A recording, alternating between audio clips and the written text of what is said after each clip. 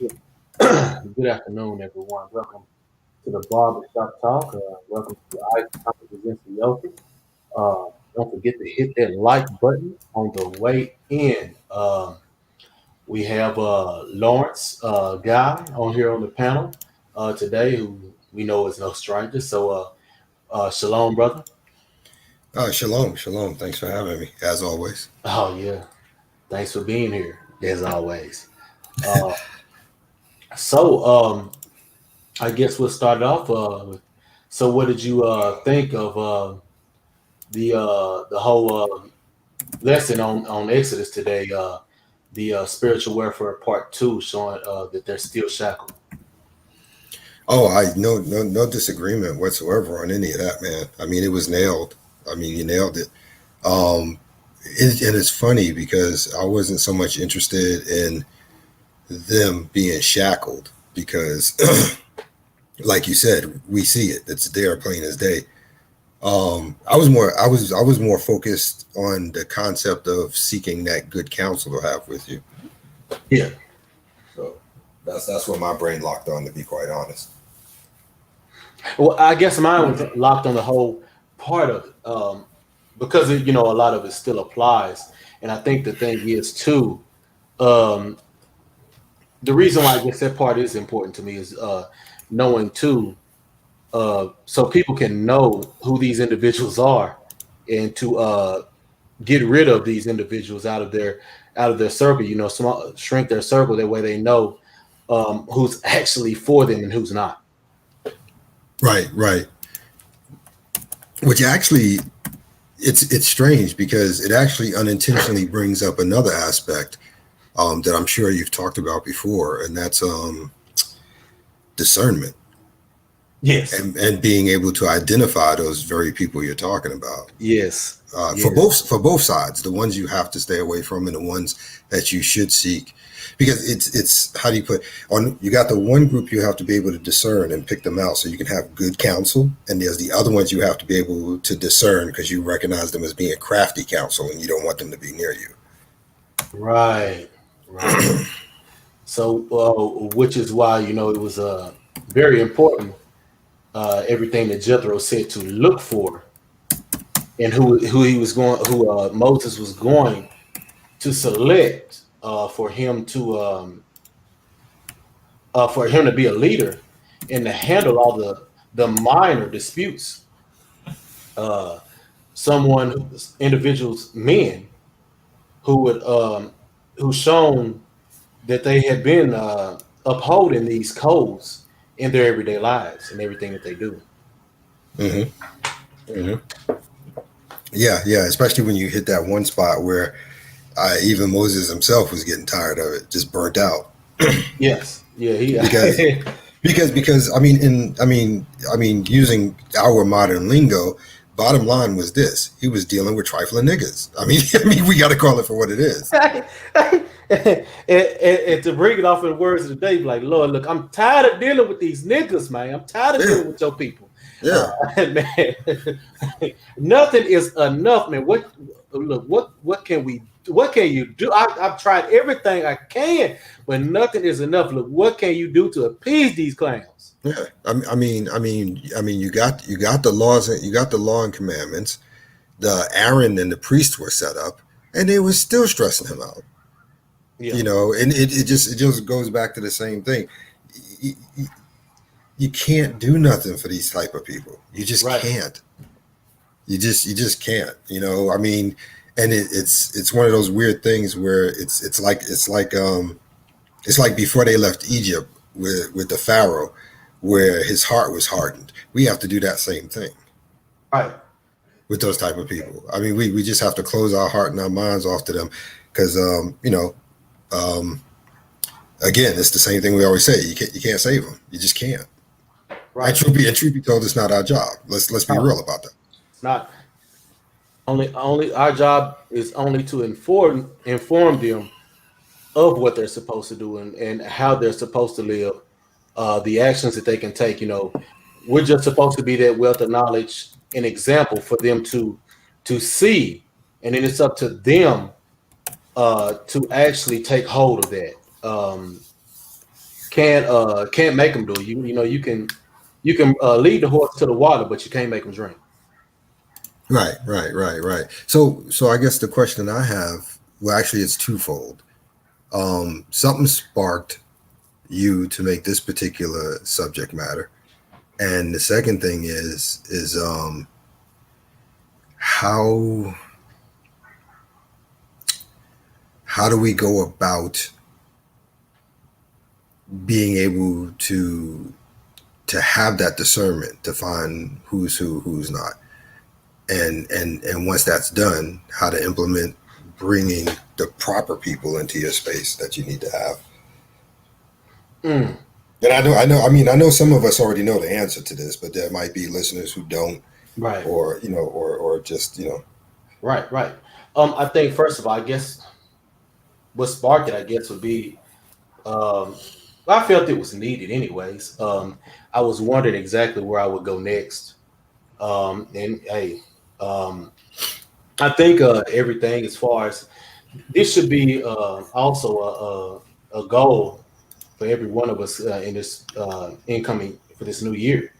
You know, observing those around us who actually mean us well and are deserving of being in that inner circle, um, who've earned um, access to our time and information and those things.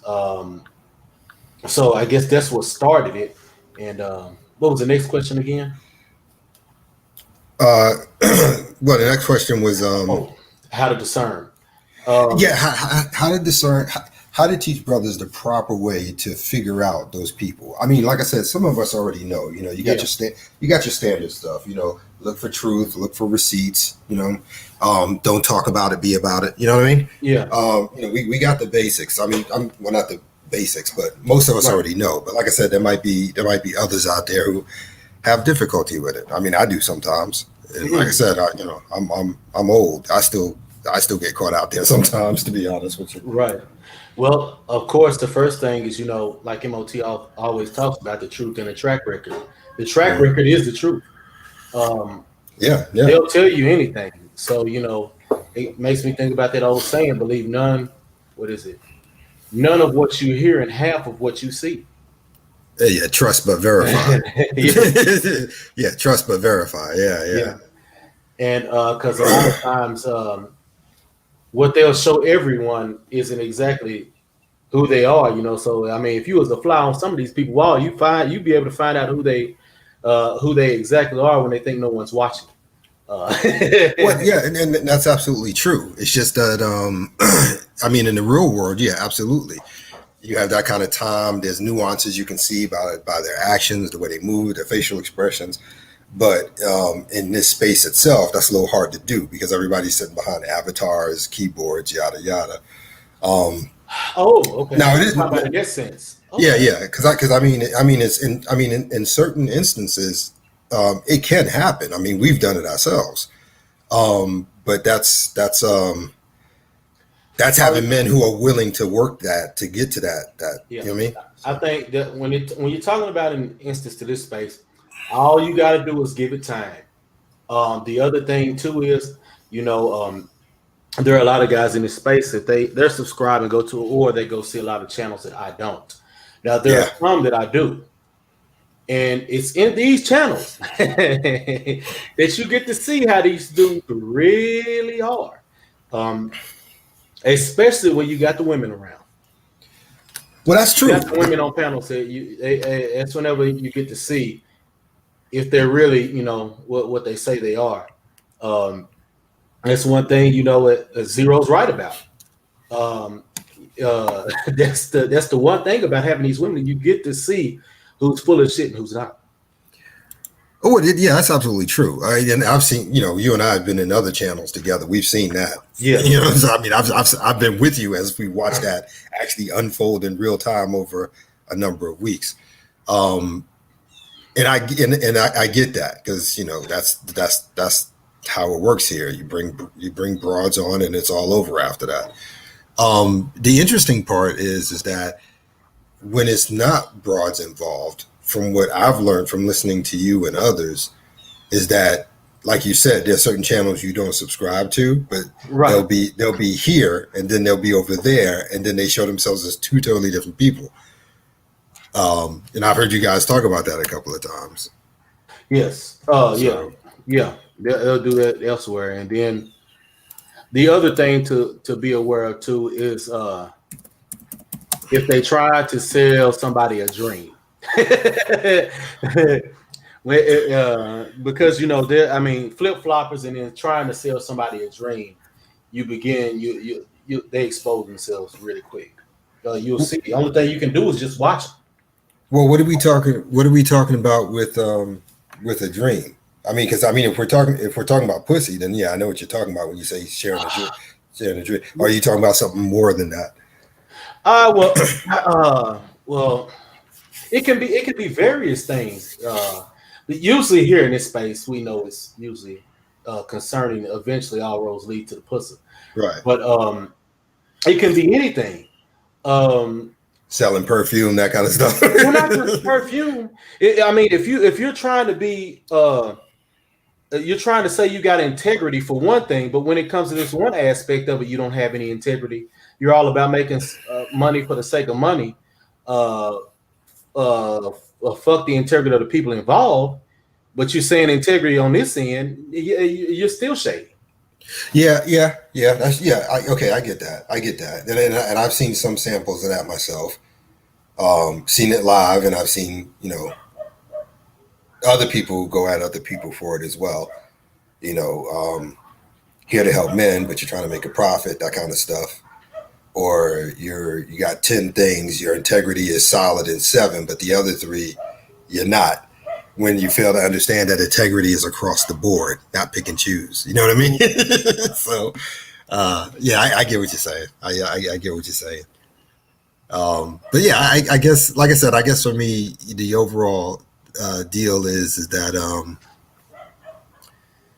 there's nothing I can do about the trifling ones, but uh, brothers learning how to pick wise counsel and good people to have around them. It's like the old saying, you are your top 5 in your circle. You know what I mean? Right. So so I keep my circle special. No, I get it. I get it. Believe me, I get it. And there could be a number of circles too, because there's your private circle, your personal circle, your business circles, so on and so Right, forth, exactly. family circle. So I mean, technically, if you add it all up, it's kind of like the top 15, 20 in your immediate space. But either way, yeah. But I had to ask you why you chose this, because the title being spiritual welfare, I thought it was based on the brother from that we talked about on Wednesday. I'm trying to think now. Oh, Yeah, the one who's in the hospital. yeah, no. He really actually didn't cross my mind per se on this subject.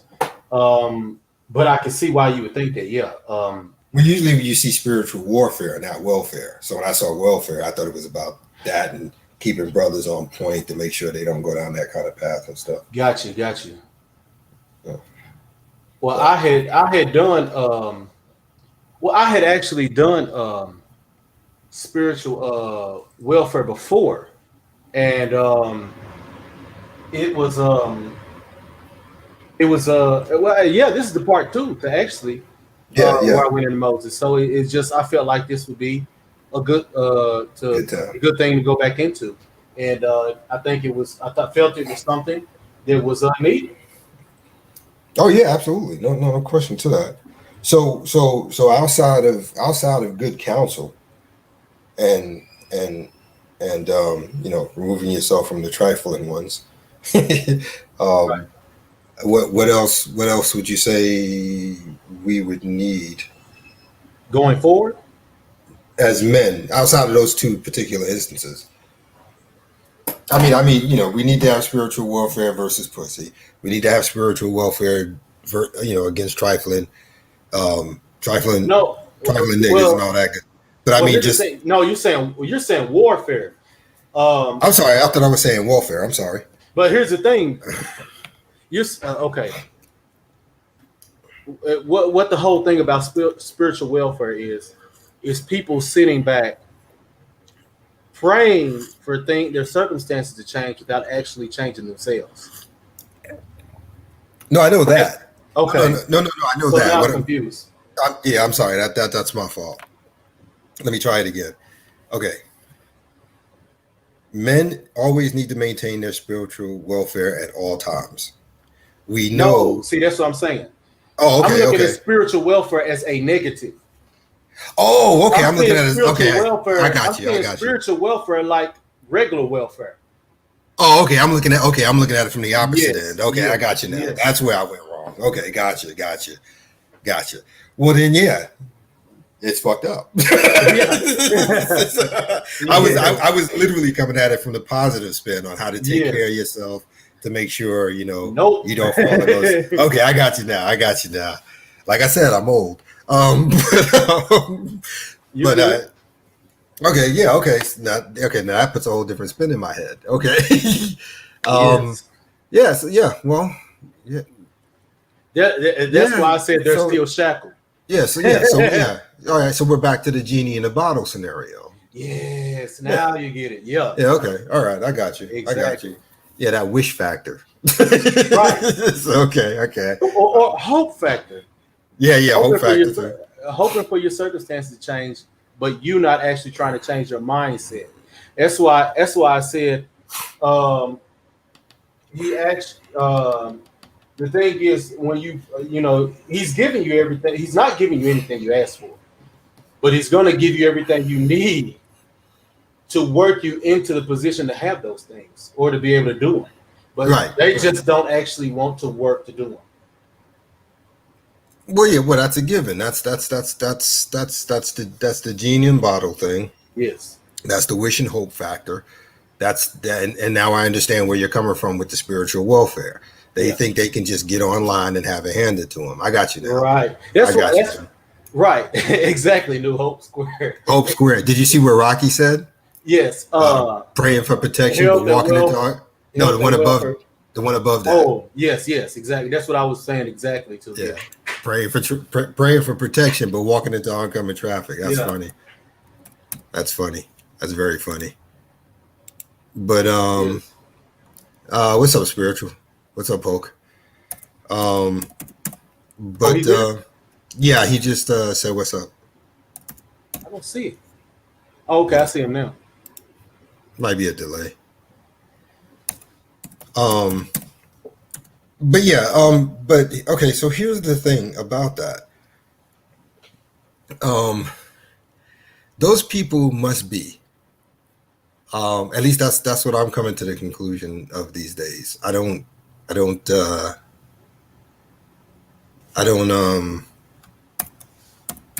What's the phrase I'm looking for?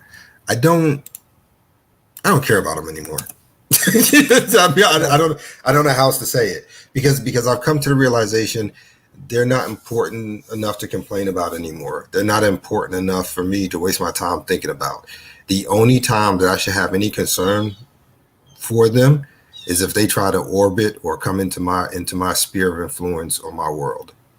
You know what I mean? And you know what? And then from there I act accordingly because I I look at it as it's like anything else. You got to have hot to appreciate cold. Right. You know what I'm saying? You got to have dark to appreciate light. That's how I see them now. I see them as the negative for us to be able to see ourselves in the positive. That's how I look at them now. Well, you know what? Now that you've spoken about it, and what you asked me earlier, you thought it had something to do with the stream I did Wednesday. Right. Now I can kind of see why, especially after what you said about your friend who asked you to just give him a business. Oh, you talking about John? It Yeah, you would talking work about right in. It would work right into the yeah, whole. It would work right into the whole yeah, welfare. You talking about John Jackson? Yeah. Yes, yeah. It would go right into that whole welfare. And see, the whole spiritual welfare thing was to show too that the regular welfare people and spiritual welfare, they're usually one and the same. This is true. This is true. This is, and that's why after you clarified it for me, it clicked in my head. Because like I said, I was going from the totally opposite direction of it being of looking at it from a positive perspective on protecting yourself. That's Yeah. where my brain went.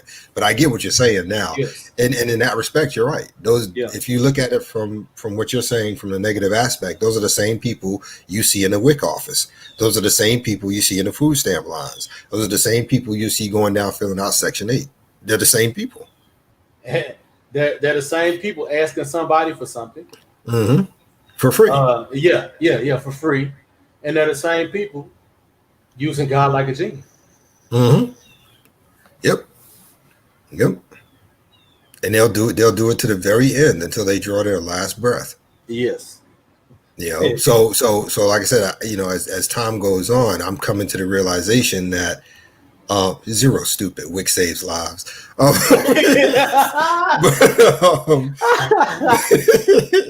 But, but like I said, I'm coming to that space I had said earlier with Pharaoh, where my heart is hardening.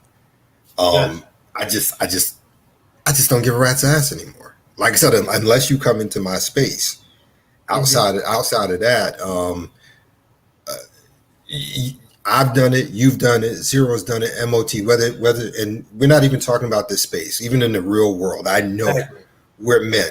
We've talked to people about this before. We've explained this to people, both those who are in the system and those who are not in the system. They don't want to listen. We've done our part. That is Right. that is the requirement by whether you believe or not. That is the requirement of all of us that the Most High requires to be righteous. It is simply to speak up and tell the truth and speak against an evil or a bad thing. We've done that. Our job's done. Our job's Yes. done. That's why he said you go into their house, you say what you have to say. If they accept it, great. If they don't, you walk out, knock the dust from their house off the bottom of your sandals, and you keep it moving. All right. Like I tell people all the time, they want to talk about Jesus this, Jesus that, and then they want to sit there for 20, 30, 40, 50, 60, hours arguing about religion. Okay, well, even if that was the case, he didn't send us here to fight. He sent us here to save souls, not to argue about. Well, actually, he didn't send us here to save them. That's We're true here to too. inform them. That's true as We're well. here to inform because we That's can't. correct. We ain't That's got no correct. heaven or hell to put nobody in. The only thing we can do Yeah. is inform them and be an example Right. of what they should be, what we're supposed to be. Yeah. Absolutely. That's on me. Everything wrong, we're wrong supposed phrase. to do. Yeah, everything. We're supposed to have that track record of a good example, Right. and it is our duty to have that information that they need to help them enrich their lives if they so choose, because the choice is still up to them. Mm-hmm. The best thing we can do is give them the correct information, and that's what we're here to do, and that's all we can do. And so whenever they show yeah, give me a minute, Rocky. Yeah, sure. Whenever we show um that exactly that it makes it easy to know who is who and who's not. Right. Yeah. That's what it's supposed to be about. Yeah. Absolutely. But I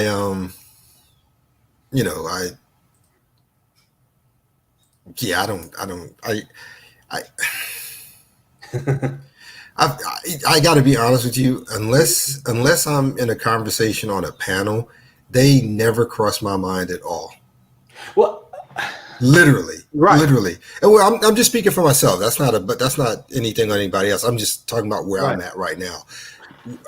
They just don't cross my mind. Because I started to come to the realization. Check this out. Even if that was the case, even if, how can I put this? I don't want them in my world anyway. So why do I care?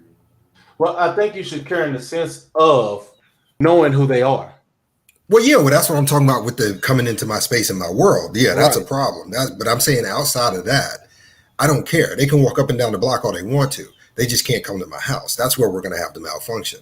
Oh, right, right, right. Outside of that, I could care less. I don't think about them. I don't engage with them. They mean nothing to me. They've been identified. Just stay away. Right. That's it. Yeah. Hey Hulk, what's up, man? Yeah. What's good, Hope?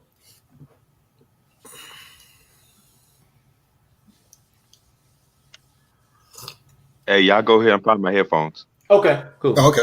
And Um, I was just gonna say that, and that goes to to that point in the Bible when Jesus was turning over tables and telling them, give to Caesar what is Caesar's, mhm. give to God what is God's.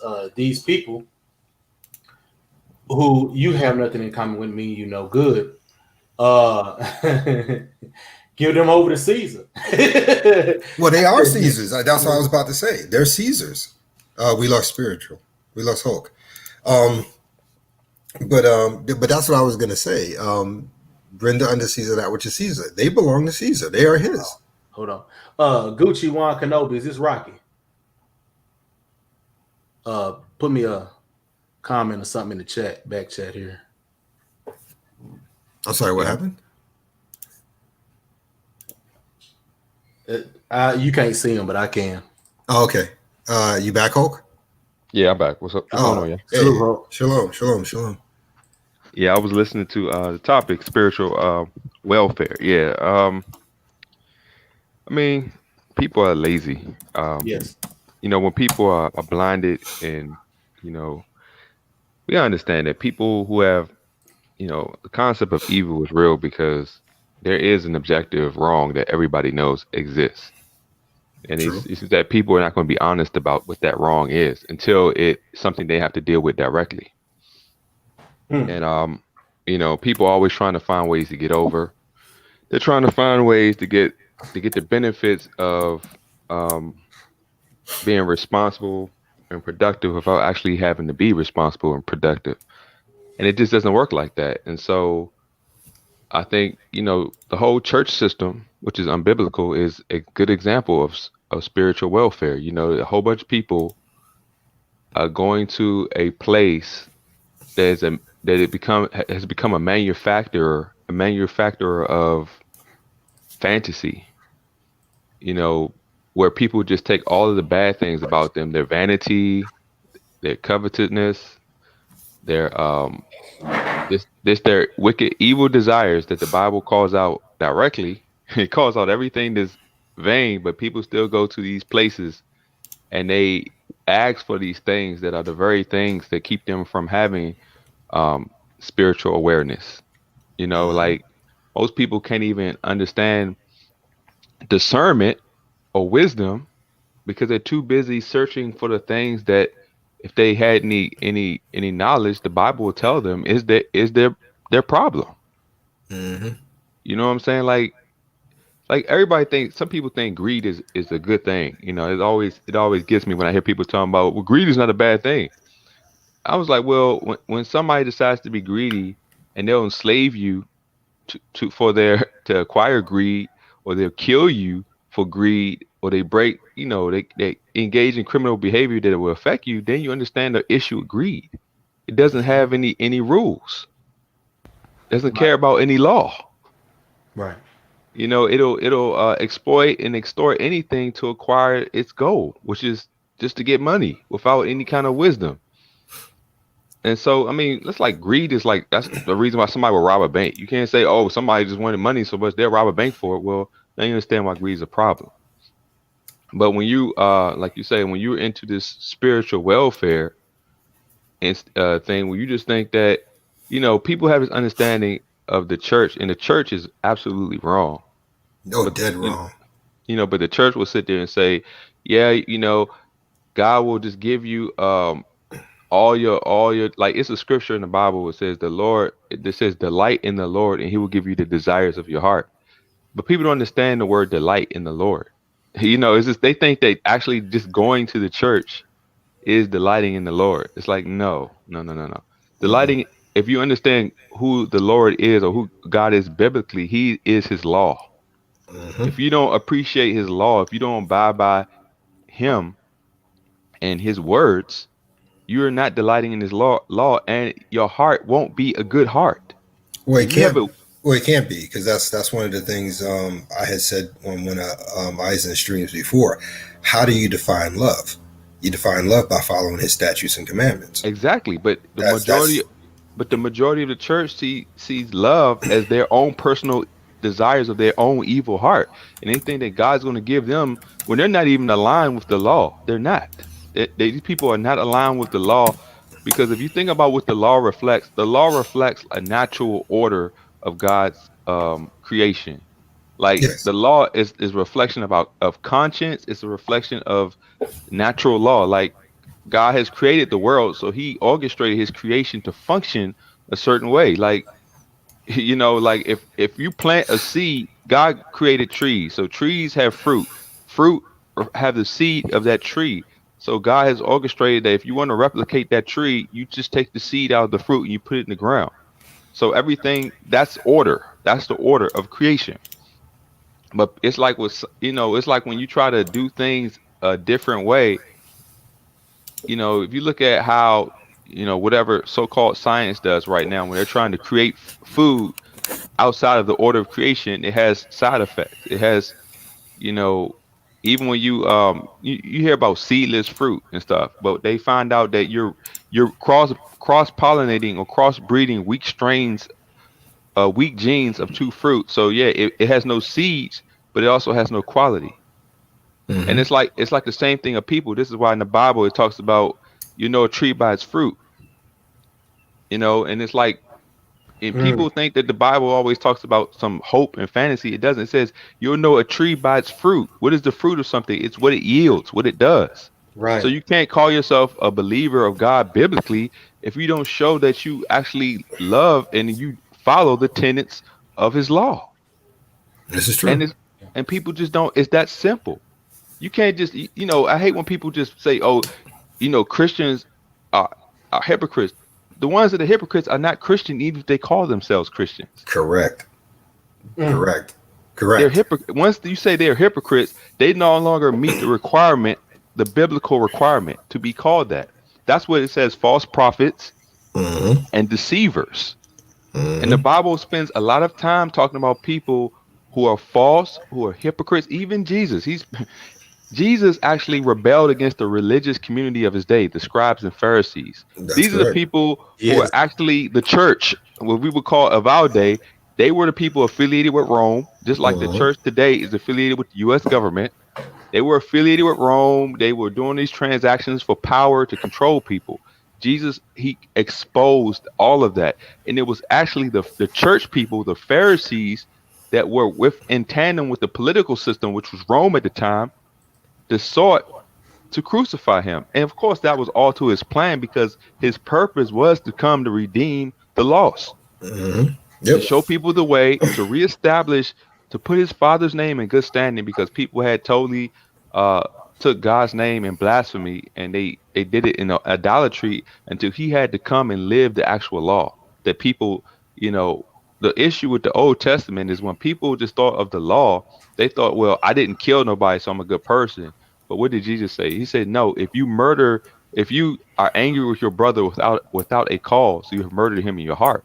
Well, people say, "Well, I didn't commit adultery." But Jesus said, if If you you even lust, think about it, even if yeah, you if you lust lust about it, after yeah. a woman in your heart, you've committed adultery in your heart.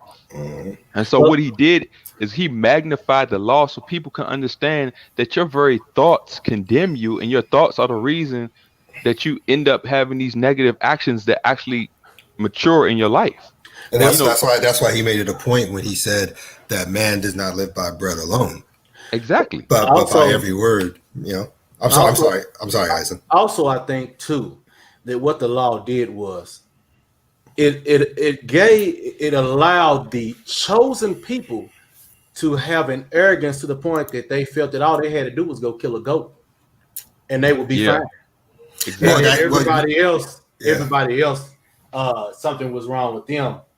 But the whole thing was that Jesus did what he was supposed to do, so salvation could be for everyone, and those who did not live accordingly will be example. And their track record, their fruit that they yielded, showed that it didn't matter if you were chosen people or not, you weren't in. Yeah. Yeah, I got a different perspective on You that, but do, you do. well, that's just because I'm an Israelite, as I opposed know, to yeah. Um, the salvation is not for everybody.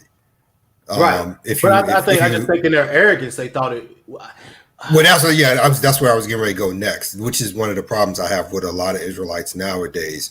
There's a certain arrogance to them that, I've talked about this before. There's an arrogance with them that puts them in a place where they're never going to make it, ever. Right. It's like I talked about before when you stand outside on the corners and every single white person, every single Asian, you know what I'm saying, everybody who's not one of us, you are condemning straight to hell. First of all, you missed the entire point because he said not to count his people. Okay, that's the first thing. His people, that's everybody. He made every single person in existence. So here's the thing: if if you even want to go with Revelation, something the simplest book up there, and you want to talk about um, the prophecy of it, it says all the nations shall cleave to us, and they shall serve under the laws of the Most High. So that being the case, who am I to decide who the Most High is going to kill and who he's not, who he's sending to hell and who he's not? I'm not sure if I'm saying it right, but it's just the absurdity and the hypocrisy of it, where you sit here and you claim that you follow the word, but at the same time you're sitting there in judgment. I'm lost on that. And it's not just an Israelite thing either. I'm just speaking from my perspective because I've seen that with everybody. Right. And I'm sorry, Rocky, you wanted to tell a story. I'm sorry. Yeah, man. yeah. Welcome to the panel, Rocky and MOT. Oh, MOT, what's up, man? What's wrong? Go ahead. Yeah, go ahead, Rocky. I mean, I could let MOT go first. I mean, it's just a short story, but you know. No, go ahead. You waited long enough, man. I mean, Yeah. Oh, I appreciate it. First of all, shout out to the panel and everything. I just wanted to tell like a short story about the discernment part that you guys were talking about. It was about the woman that I spoke about earlier in the chat. She was a ex-girlfriend of a best friend of mine. So I'm sorry, Rocky. Is that the one who self-deleted herself? Yeah. Okay. Good. I'm sorry.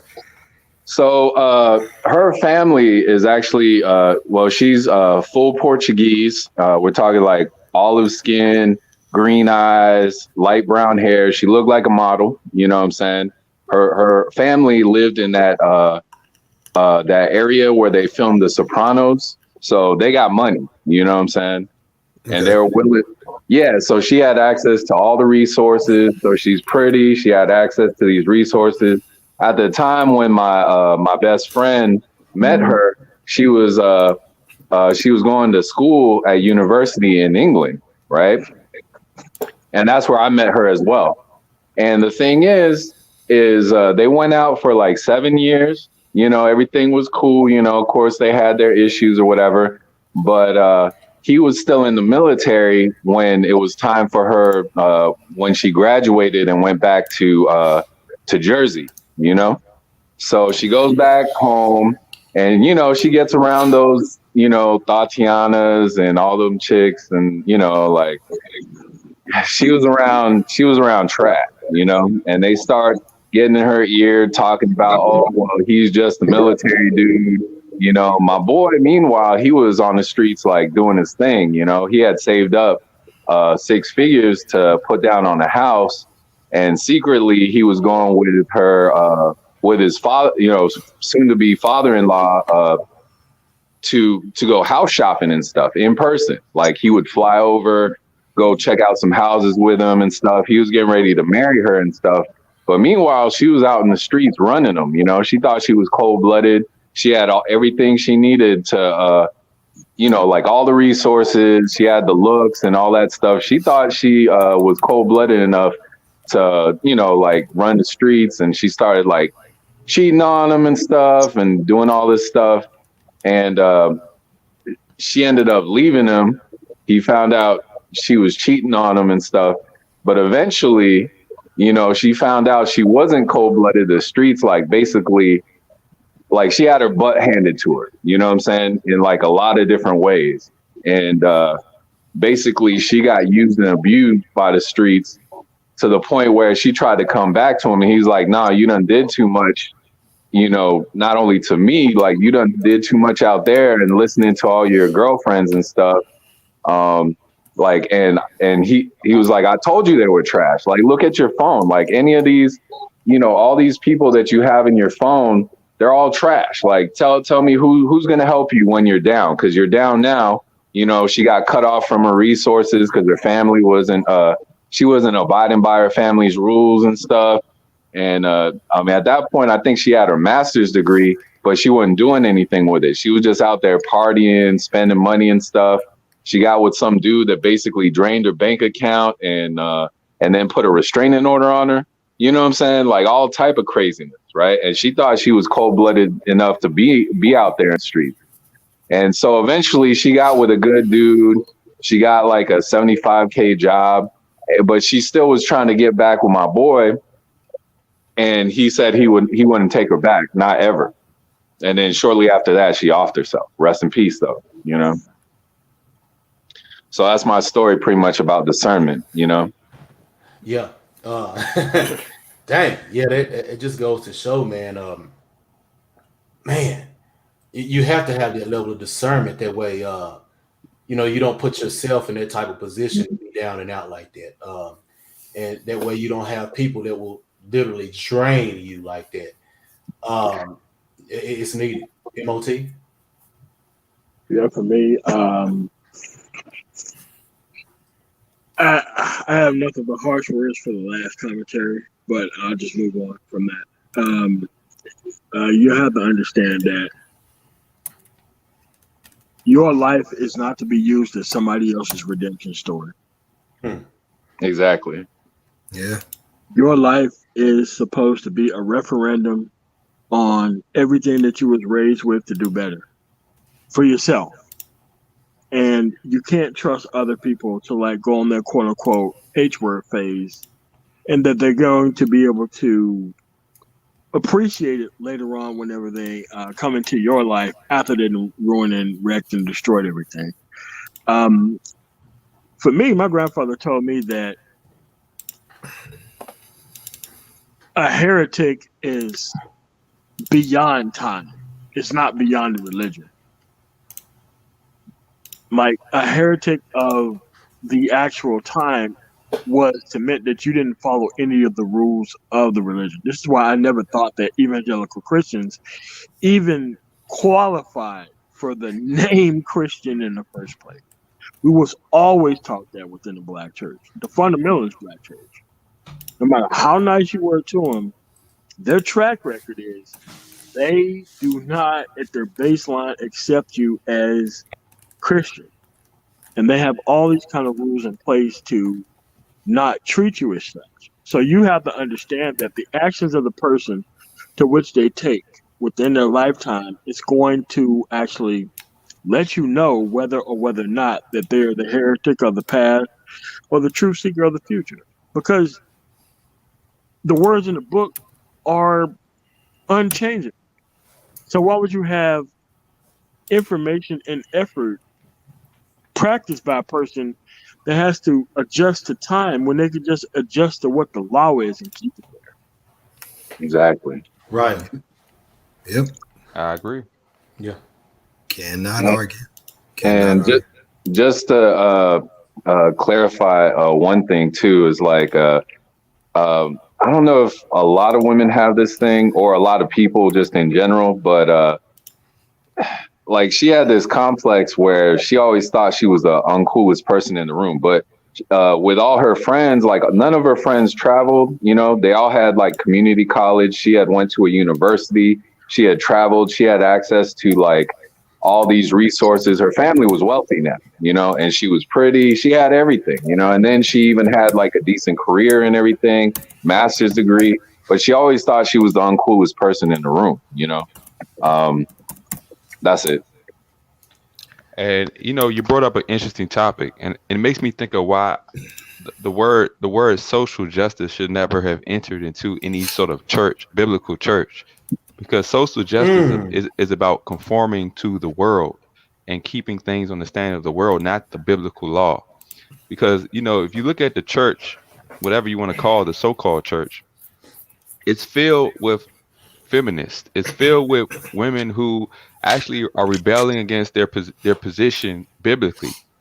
They're you'd be surprised. There'd be a lot of independent single mothers in a so-called church, and they're praying, thinking that to whoever they think is God to allow them to maintain that position that goes against the biblical design.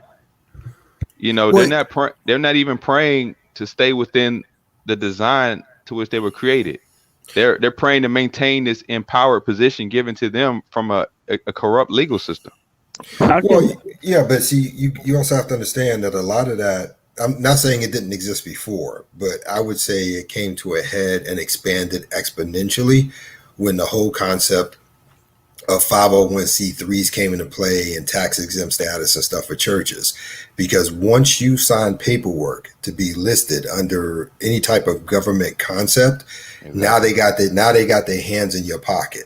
So now you can't go in and like a church, you can't go into a church and tell gay people they can't be there. You can't speak against transsexuals. You can't speak against adultery. You can't speak against this, etc., and so on. And that's what's really going on right now. And you can, in matter of fact, you can see it plain as day with these so-called prosperity preachers. I mean, it's so obvious, and that's where a lot of the issues coming in now. That's why a lot of churches won't speak up the way they should if they call themselves representing. But it's because they don't want to lose that financial capability. And like I said, once they sign up with it, government's got their hands in the pockets, tell you what you can and what you can't do. So. And as far as it goes for the story, Rocky was saying, I look, all I can remember is I think it's Hebrews chapter 5 verse 11, where it's talking about remaining immature, and I'm gonna leave it at that. So, MOT, I know you want to jump in there. Yeah, it's just that you have to understand that a person can understand privilege once they lose it. They don't understand it when they have it. They think it's innate rights that they have over other people. And when you mix that with an idea that they don't understand equal protection under the law, I do not feel sorry for people when they lose their privilege. I'm sorry. It's something that needed to be done. I It's a agree. lesson that needed to be learned from. And at the end of the day, especially for a woman, she was taught that by her actual parents. They thought that a good man was going to be able to make up for the lack of preparation for them with a good man with a bad upbringing. Exactly. They Well said. knew what they were raising. And it was easy. Don't get me wrong. Some of the nicest people that I've ever met had money. But whenever you try to get them to practically understand other people's struggle within the same environment, they could not do it to save their lives. And that is a failure of parenting.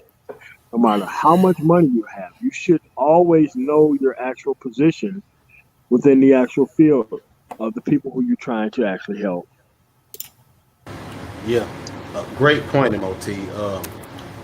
They had to cut her off, and that's the thing. It goes to show that these people on this spiritual welfare, they're exactly like children. Because if you give them anything, they can never appreciate it. You can only appreciate what you earn. It's as simple as that. Well, if you think about it, we kind of replaced the people have replaced common sense with a reliance on a government policy. And because common sense was like something that you grew up with values coming from a spiritual foundation. Like you reap what you sow. it always led back to personal responsibility. If you think about it, like when you speak of God's law, that's a reflection of how you met this, how we meet individually to that standard. So it's always holding me personally responsible. It's not like me trying to find a government loophole to exonerate myself from responsibility. It's no, it started with me. It started with what I'm doing and how I'm reacting to the world, knowing that the world's an evil place, knowing that the world's unfair.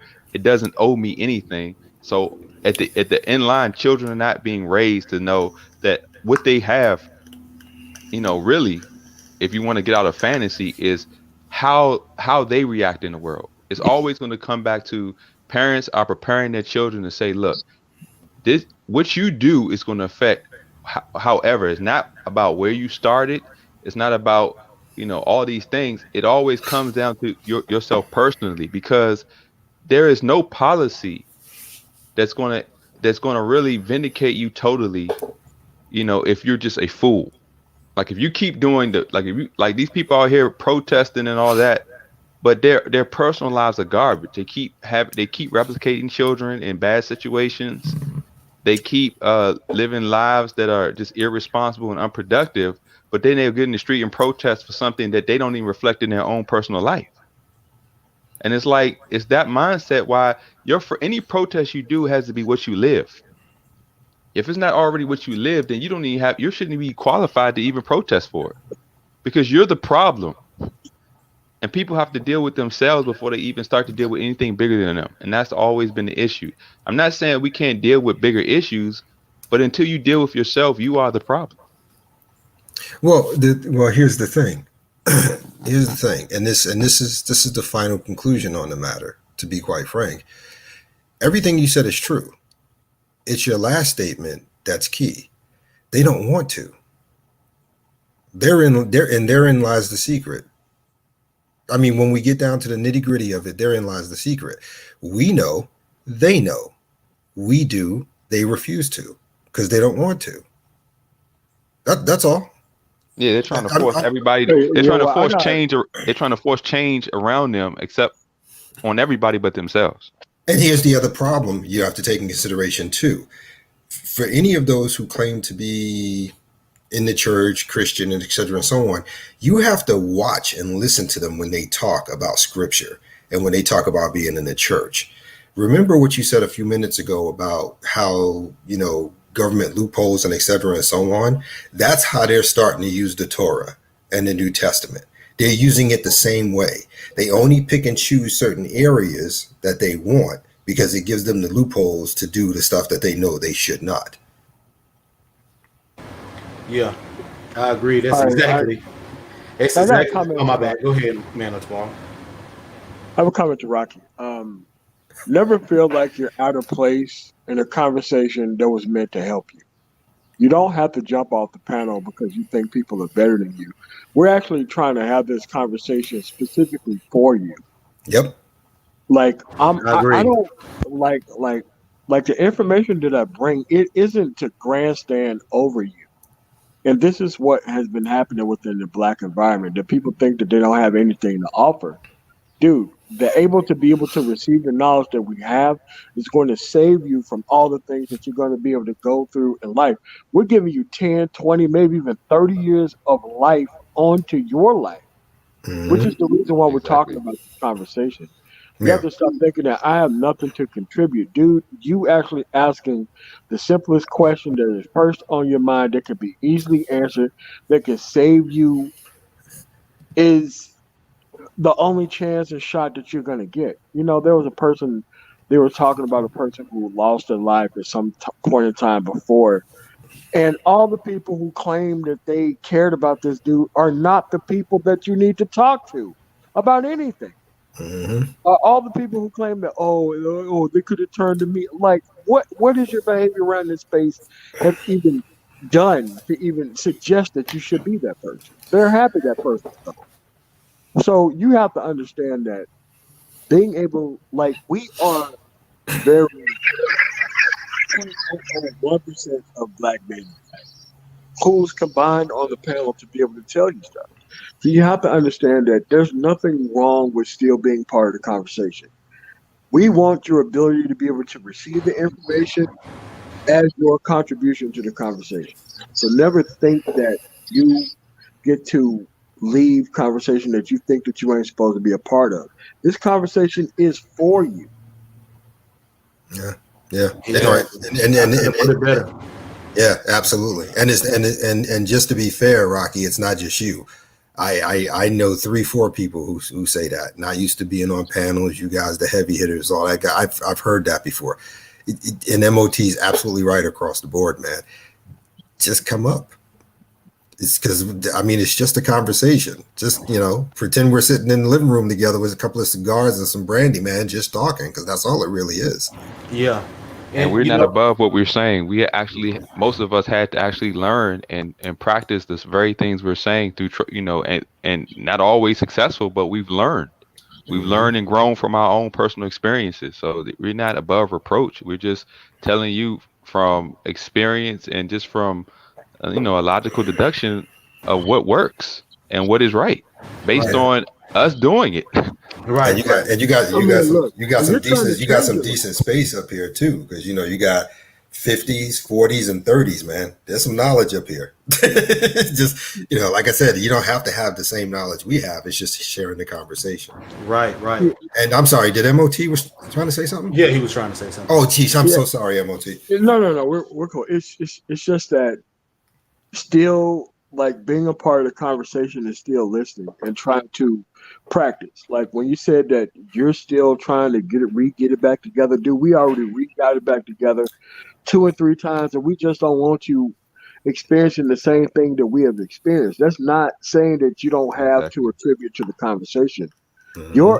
Your attribution to the conversation is just sitting back and listening and still having the strength to still answer questions for whatever you think is going on into your mind that think that you still are not able to follow one path or another.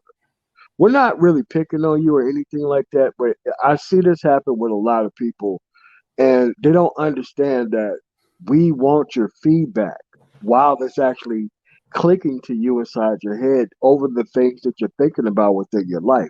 And we can't really get that from you not being on the panel. Right. And the other thing too is to what Lawrence is pointing out, the age thing, man. Look, man, that age crap don't mean nothing. Valued information is valued regardless of what your age is. And to kind of follow up on what MOT was pointing out, this information, not only can it be good to enrich your life, it'll be good information that you can pass on to someone else younger than you to help enrich theirs as well. Well, I didn't mean that the age thing was important in that No, no, respect. no. I just meant that you have an opportunity here to see it from every particular angle. That's what I was trying to say. Yeah. No, I Perspective. was just getting at the fact that sometimes a lot of these younger guys think that because they're younger, they think that they can't add anything, or they think that they're not on their on our level, or Yeah, okay. that they're Yeah. going to automatically get sunned out. No, No, no, if no, you no, got good no. value information, no man, it's not happening here. Yeah, no, we don't roll like that. we don't roll like that.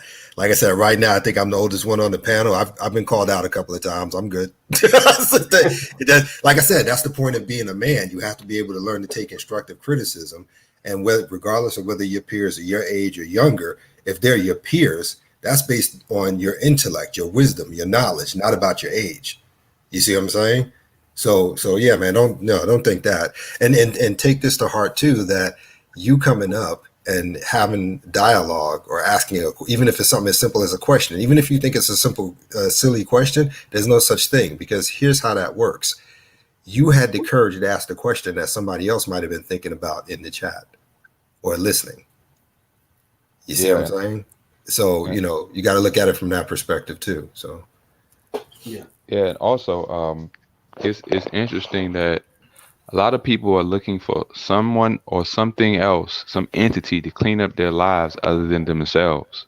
And it's like, this reliance.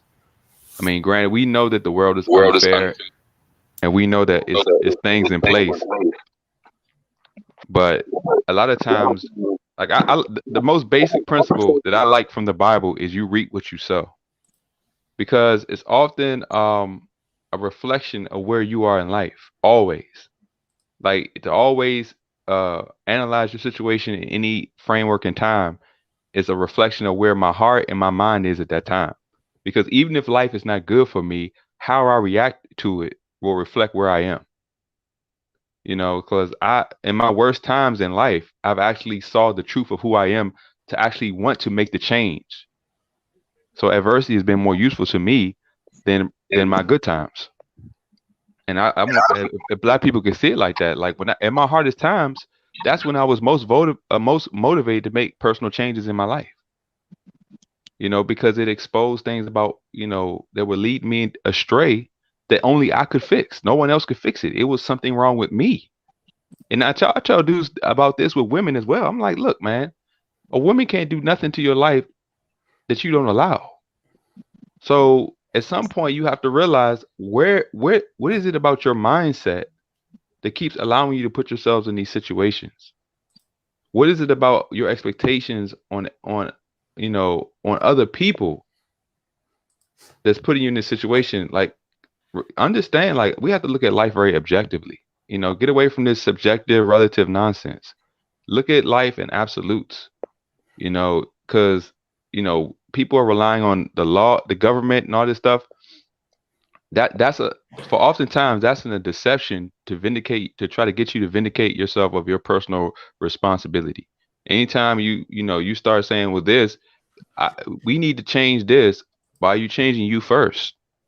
I tell people the reason the Bible means so much to me because it's always holding a mirror up to me. I'm more concerned about where I am according to the standard of God's law. Where am I?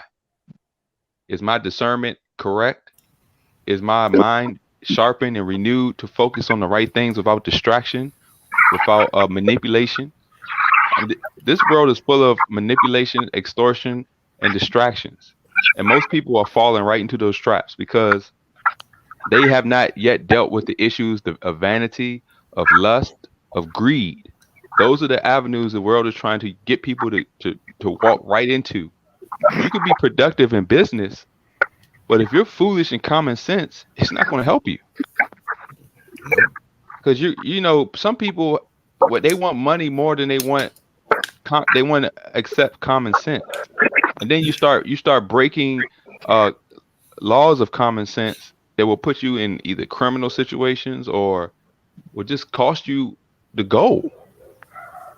And like I said, people just have to understand that get these vices under control. And the only way you will get your vices under control is that you have to have a perfect standard of right and wrong to always hold yourself accountable to. And then the discipline to enact it. Yep. Exactly. Yeah. And people like a lot of us, we, especially those who grew up from, older people, the first thing they instilled in you was a certain level of like law, of like, how you conduct yourself, how, what are you supposed to get out of life, how you're supposed to deal in life. You're supposed to work hard. You're supposed to acquire knowledge and wisdom. You're supposed to respect elders who are actually functional in positions that you want to be in. And those are qualified, that elders who are actually functional in positions that not just people who are just old and have no results, no fruit. Exactly. Thank you for that. Because a lot of people get that confused. They really do. Gray hair. Yeah, they think because you got gray hair and a couple of years behind you, it means you automatically get that respect. No, that's not how it works. I'm glad you said that. Thank you. That's why I went over last night. The kind of power of practical application. Mm-hmm. Because practical application extends beyond time. Practical application is a way that a man should always be able to take in information and be able to practice it from practical application. Like, you cannot be able to practice people who are getting over and people who have glad hand their way through a process. That's not practical to a person like you who don't have the experience. And most people depend on image, depend on game, depend on all this other stuff. But it doesn't give a one-to-one comparison of practical application. This is why they're stuck at the bottom, and they don't have any information about what goes on at the top because they never extended their experience level beyond the bottom. Yep. And that's what makes it fascinating, because that's why we have the very people that started this conversation. because for them, their level, how can I put this? We have more concern being worried about them than anybody and everybody else, because they literally hate us to the core of their beings, because we're being productive, we're being introspective, we're being self-analyzing, we're using common sense, we're using our knowledge and our wisdom combined to create positive outcomes. And they despise us for that. They do. And like I said, that's my personal experience with everyone I've dealt with, and I'm pretty sure you guys have too. And that's why I was saying earlier about I just don't even acknowledge them anymore. I don't deal with them. They stay their side, I stay my side. Yeah, but like MOT said, those people hate practical application. They hate the truth. They hate what works. They hate being functional. They hate accountability. They hate, the thing about when you bring up a objective standard of right and wrong, people who are trying to manipulate, extort, and exploit situations always going to hate that. Mm-hmm. Yeah. They're trying to find a way to get over, to step on your neck to get something. They like people who are naive, because a lot of time people like to use people to get stuff. They want you to do the dirty work. They're trying to get, exploit your ignorance, exploit your desire to fit in and all these things. And see, this is what's a lot of, even on YouTube, we see that a lot of people, their desire to fit in is why they tend to cater and feed the wrong people, the people who are very using them, instead of just like, it's not even about trying to improve people or make people aware of things that we all can improve on. It's about using people's need to be accepted in a certain place to build stuff. And that's building on top of people's necks. And, it's crazy because, a lot of the problems in the world are just from people not dealing with themselves. I can't say it enough, man. Like, if you can't deal with yourself, you're just going to be exploited by everything else, because you're not going to be able to see clearly. Well, I'm seeing that now. I mean, just with what you said about like something as simple as the space. I mean, there's people I've watched that have fascinated me because they're attaching themselves to other people in other groups for the sake of whatever it may be, being contrary to themselves, or maybe that's truly who they were, and I just didn't see it the first time. But yeah, it's yeah. There's just people I never expected it from, but I'm seeing. So, but it's wild. Yeah, like you'd be surprised. People hate practical application. MOT said that very well. They just hate the simple logic that works. Yeah, because that requires them to actually do what they're required to do. Yeah. And I like what Rocky said. You want an easy life, be disciplined. I like that. And that point that Rocky brought up, it pretty much goes to show. It's pretty much the statement that Jesus made in his text when it says, "Take on my yoke." It's easy. That's all it's saying. If you want life to be easy, be disciplined, and take on this disciplined approach, and your life will be easy. And what they fail to understand, and here's what's really, really, really strange, and I know you guys are going to agree with me because we've all got similar stuff in that respect.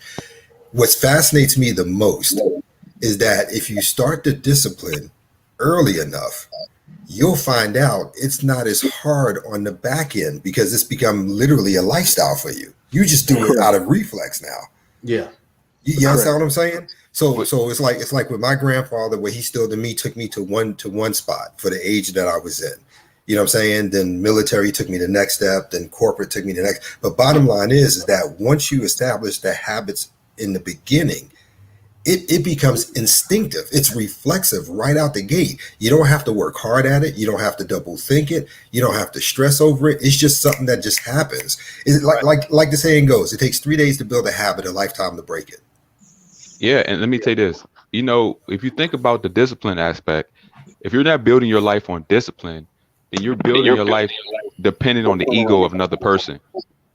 It's like if you go into a job and you say, well, instead of just like, I'm going to work hard, I'm going to earn my way, you base being at that job based on how much you kiss up to a boss, how much you cater to the ego, not on what you actually do and what you provide to the job to basically secure your own spot there because you proved yourself valuable to the company. But no, you just rather kiss up and say a little and cater to the ego of your boss rather than actually prove yourself worthy. So you're basically putting yourself in a position of a flunky. And Well, see, that's how I lost a lot of jobs actually. Because I would literally sit there and you do the interview process. What do you bring to the company? I'm like, what do you bring into me? So on and so forth. And Right. there was always two things I always made them abundantly aware of right out the gate. Number one, you will never ever take a moment to think that you giving me a paycheck holds over my head because you control me. Let me tell you that right now. Make that abundantly clear. The second thing is make no mistake. The same way you have 90 days to evaluate me, I got 90 days to evaluate you.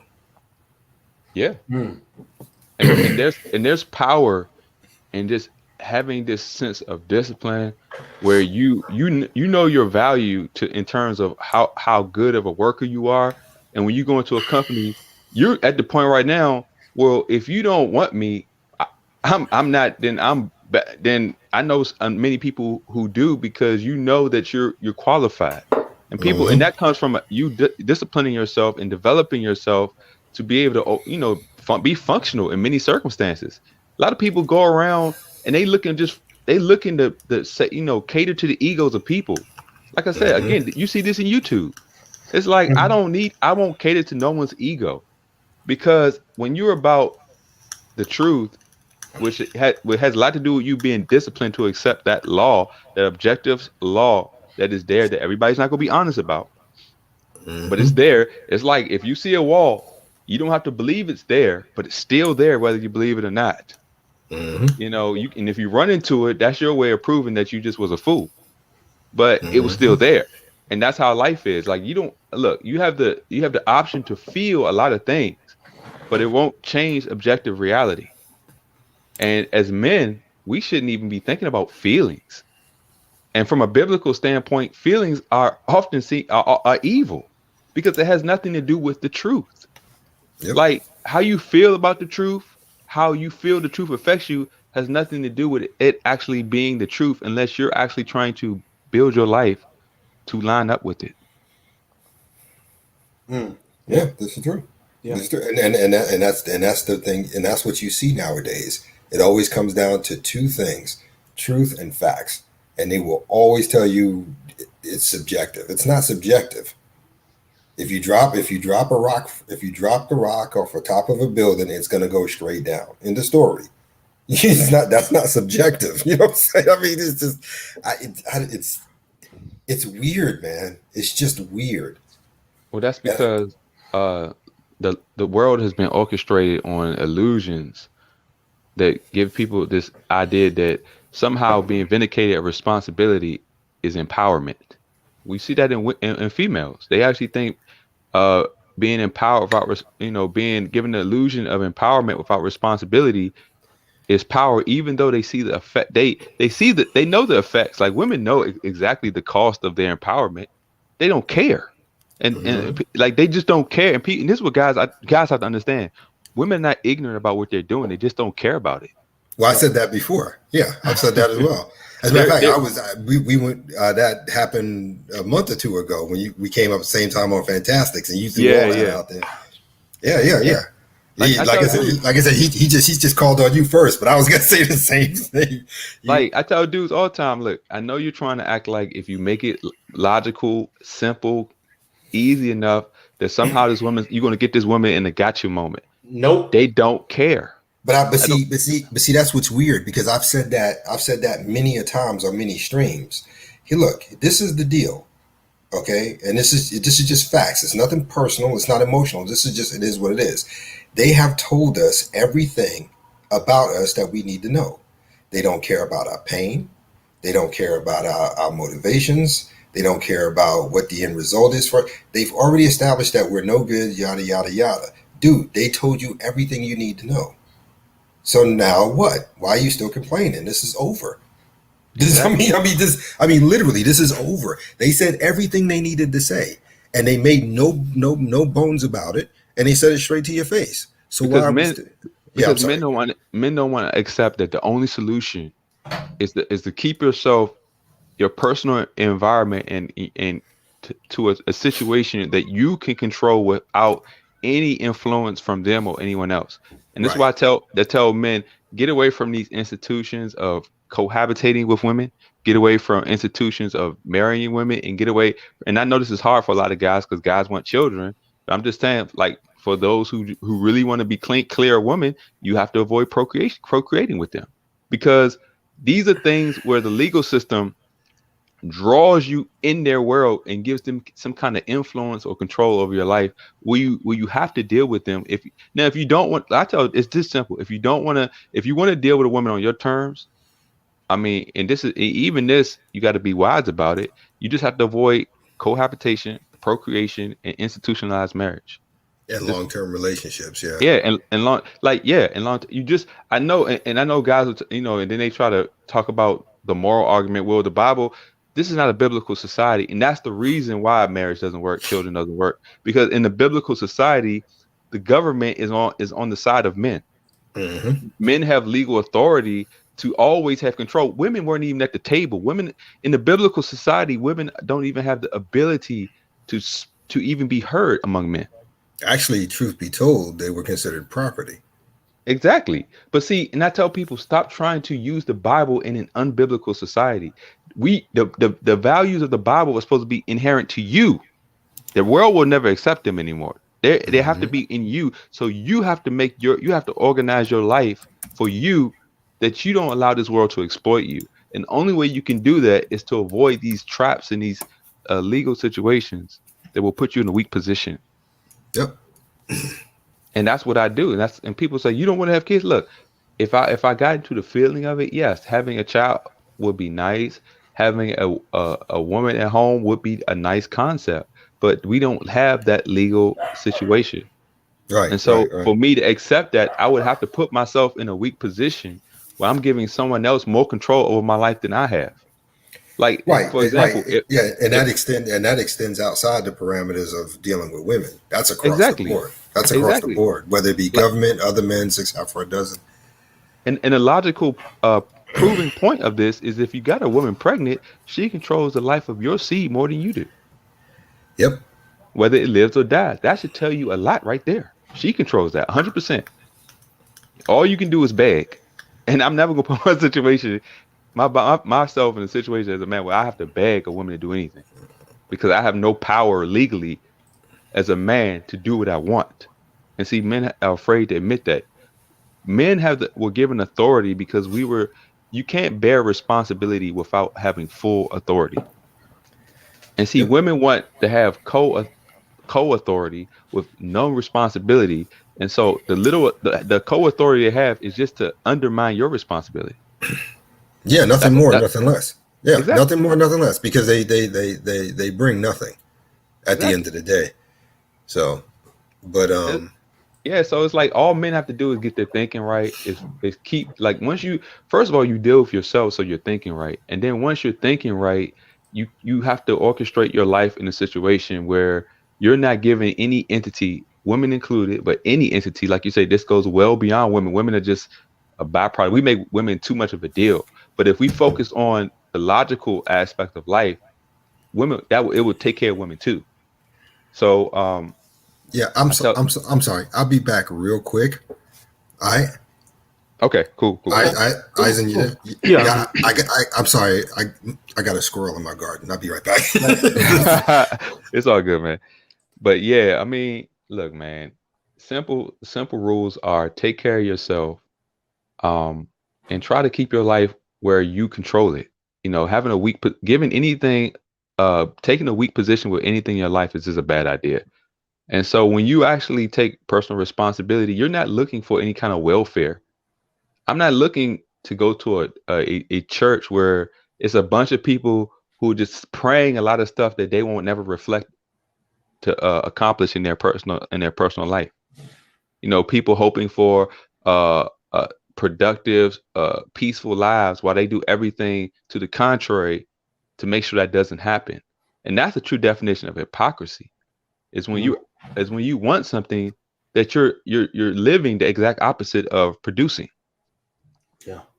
You Yeah. know, and that's exactly what you said when spiritual welfare. That's exactly what the majority of the world is doing. It's like you see people out here protesting um for all these things. We want this. Our communities are impoverished, but they don't stop having children with irresponsible people in irresponsible situations. They Right. don't they don't take no responsibility for the choices they make in terms of what they do and how they live. But they'll go out here and when they start begging the government to do something, the government is only going to say, okay, well, we need to control more of your life. Right. That's always what it's going to come to. We're just going to control more of your life. And people don't understand, well, you're giving up your very freedom and sovereignty as a person because you refuse to accept that the change has to begin and end with you. Yeah. It does. I'm sorry, I'm back. Yeah, it does. But yeah, but this has been going on throughout human history for so long. These people, they don't have the foresight or the aftersight to be able to see what they're actually giving away. They don't. They're so foolish that what is it? Yeah, I'm you're trying right. to think. They're I can't remember blind. if it was from Bleach or what. Or it was something I seen where the villain said that people are craving to be led. They don't want that. They don't want the control of actually of doing it. Of actually being responsible for themselves. They're craving for somebody to actually lead them. But it's always been that way. I'm Yeah. sorry, I'm back. Yes. It's always been that way. Remember, even with the Most High, they cried out for a king. Yeah. Even though he was there to teach them, they got all the information they need, etc. and so on. They still cried out for a king. That's how we ended up with David and Saul and Solomon and all the rest of them. Because in their mind, they want to be controlled and conformed and to relinquish, to have the ability to say, it wasn't my call. It was, you know what I'm saying? I wasn't responsible. I did what he told me. That's literally what we're Exactly. talking about. Yeah, that's what it is. That's what it is. That's literally what we're talking about. And like I said, excuse me, I'm sorry, like Eisen was saying, that's been going on for centuries. It's been like that pretty much from day one. And this is why people have to start realizing that, look, the world is not going to be a good place. It's never been, which is why the law of the Most High is so important. Which is why, the biblical law is always to keep you aware of where you are, so that you will be aware of how these dark forces work on you. Because people don't. It's funny. People are expecting good things, but they don't realize that this is not a good world. So how you move is going to determine a lot of how that evil or all this stuff affects you. Which It's goes. like, oh, I'm sorry. No, I'm sorry. I thought you were done. I'm sorry. Yeah, I was just going to say, I'm trying to figure out how people can understand, like, even if you think the government would do something good, first of all, the government has a track record of doing anything honestly. They'll say a lot of things that you like to hear. It'll sell you a dream, but we ignore the actual reality that we face day to day. And that reality that we face day to day is 100% based on the choices we make. Right, and that goes back to the whole thing about track record. Because if you sit here and you spend all your time thinking the government's going to do something good, from the first day of its inception, it has never been. It literally has over 400 years of a track record to show you that it's not going to be positive. And the better and the more disciplined you live your individual life, the more you can see that. The more you will see the truth about what the government does. And so, if anything, you're going to see the government as more corrupt. But when you're a corrupt person, then you start seeing the government as a good guy, because you start thinking, you don't, like you say, you're trying to escape responsibility and accountability. So then you start thinking, oh, the government is the only thing that can change this, but you refuse to change. But when you're actually living your life disciplined, you realize, I want the government to stay more out of my life, because I got this. I know what the world is. I know that, people are going to be deceptive. like I tell people about the government, it's always going to be lip service and deception. The government is going to tell you the fight for like when I look at civil rights, right? Black people wanted civil rights so bad, but what they actually got was they got conformity to an evil world, because civil rights was what they had in segregation when they actually had intact families. When black people had a certain level of respect for each other, and they saw the need to work and network among each other and own land, That's that kept correct. their that kept their values intact. Yeah, because in the '60s we had the lowest divorce rate. I mean, it was under 20%, wasn't it? If I remember Yeah, correctly. yeah, it was You because, but since integration, what black folks don't realize they did is that they gave up all their values to try to be equal to somebody they say wasn't even a good person. If you exactly, if you saw that exactly. their system and these people who exploited that system were not good people, then why would you want to be equal to them? Right. And just real quick, I'm looking at something Wagner had put in there about I wish people still follow biblical law so these women would correct themselves. See, here's the thing. Following biblical law has nothing to do about women correcting themselves. Following biblical law is about correcting yourself. Period. Point blank. Exactly, and see that's the issue. It's creating a set of standards. It's creating a set of discipline for yourself to follow a certain path and a certain way of doing things. It's never been about, and that worries me a little bit because, and I'm not picking on you, Wadner. It's an important moment right now because when I hear men talk about biblical principles so women can be submissive and get back in order. I'm not saying you're wrong on that. What I'm saying is that that's not the point of following biblical law.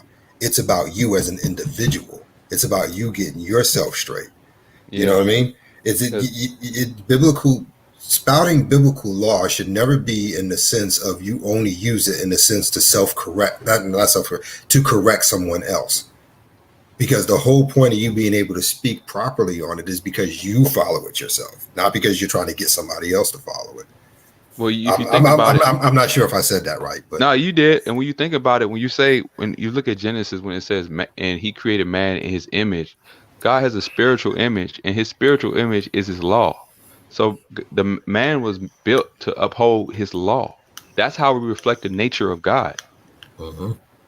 And We have to uphold his law, and see now that men have given away that power to try to basically conform um to the world or conform to evil desires instead of upholding God's law. Everything we have now is based on man choosing to conform himself to evil desires over God's law.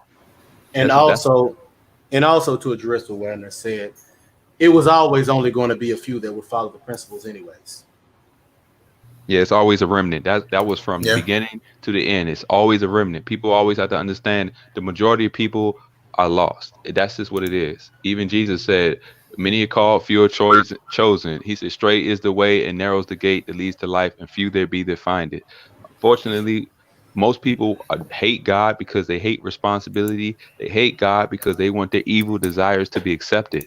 That's often the times why people hate. If you understand why the LGBT community hate the Bible, they love church because church is conforming to the world, but they hate the Bible because the Bible holds them accountable for their desires. It's that right, simple. right. Yeah, Yeah, and to Zero's point, yeah, that is a problem with many men, with many dudes who think that religion is a pin pan to check the women they lust after. Yeah, yeah. I no, was gonna say the same thing. it's a Yeah, pin pan to check yourself. That's what it's about. It's a pin pan for each individual to check their own self. And the yeah. good thing about that is when men actually check themselves, you will be free from the influence of women. But the reason that women actually are getting away with what they can do because men are stupid. They don't have no control, no discipline, no self control over themselves. And that's the perfect breeding ground for women to just be who they are. Even if they're legally empowered, a man has to choose to put himself in that situation. Yeah, yeah, Yeah. I'm sorry. Go ahead, Isaac. I was just gonna say I agree with the Zero again here. Better still the millions of men who convert religion just because of female control. Yeah, you got several men do that all the time just because of that because their priorities are all screwed up. I Right. agree with that too. That's one of the things about following biblical law. Biblical law is about spirituality, not about religion.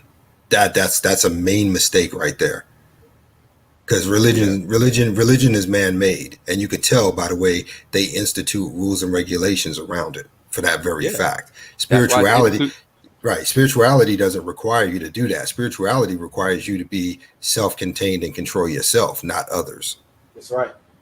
Yeah, and that's why the institution, all these religions of the world are under government regulation. They are all of them.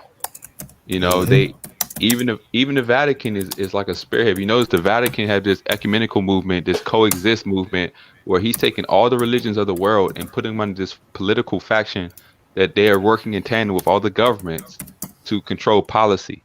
And people have to understand this. The Vatican is just the helm to unite politic, but the political realm and the religious realm. Spirituality has nothing to do with that. No, no, not Because at all. if you would want to believe me on this, most people who affirm themselves as Christian hate the Bible. Yep. Yes. Yeah, Because because they hate the it doesn't allow them to do what they want to do. If you give them you'd be surprised how many times people who claim that they're believers of God and says, "Well, God wants you to do that," and I'll be like, "What scripture is that?" And I tell people, look, they they have made an idol out of God to their own imagination. Right. It's not like they won't accept that God is a reflection. God is His law, and once you understand that, all religion is exposed because the law deals with the problems, the issue of man and his own affinity to evil.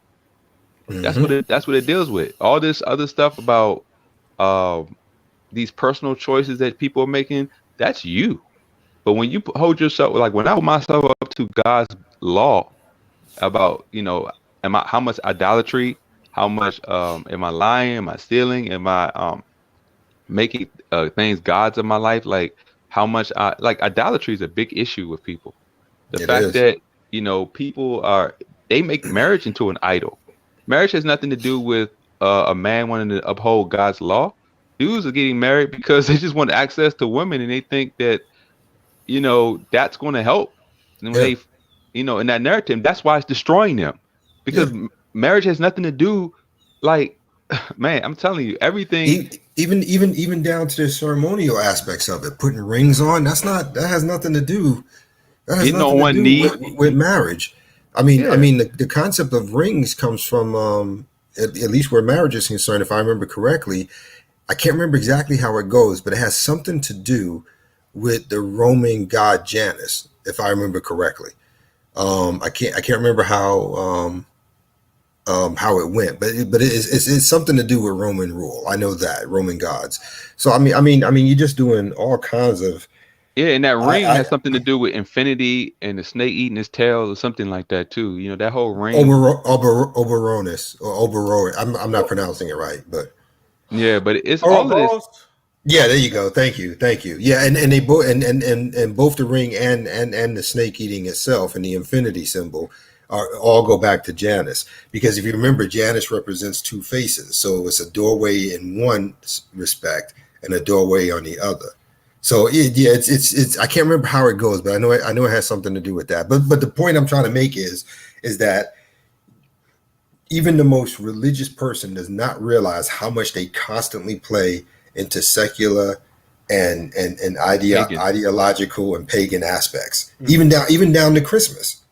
Oh, Christmas has nothing whatsoever to do and matter with of fact, in the book of Jeremiah, I think 10, it tells you not to lay up upright tree and decorate it with silver and gold. It tells that you is not to do correct. this in the Yeah, biblical law. And yes, it does.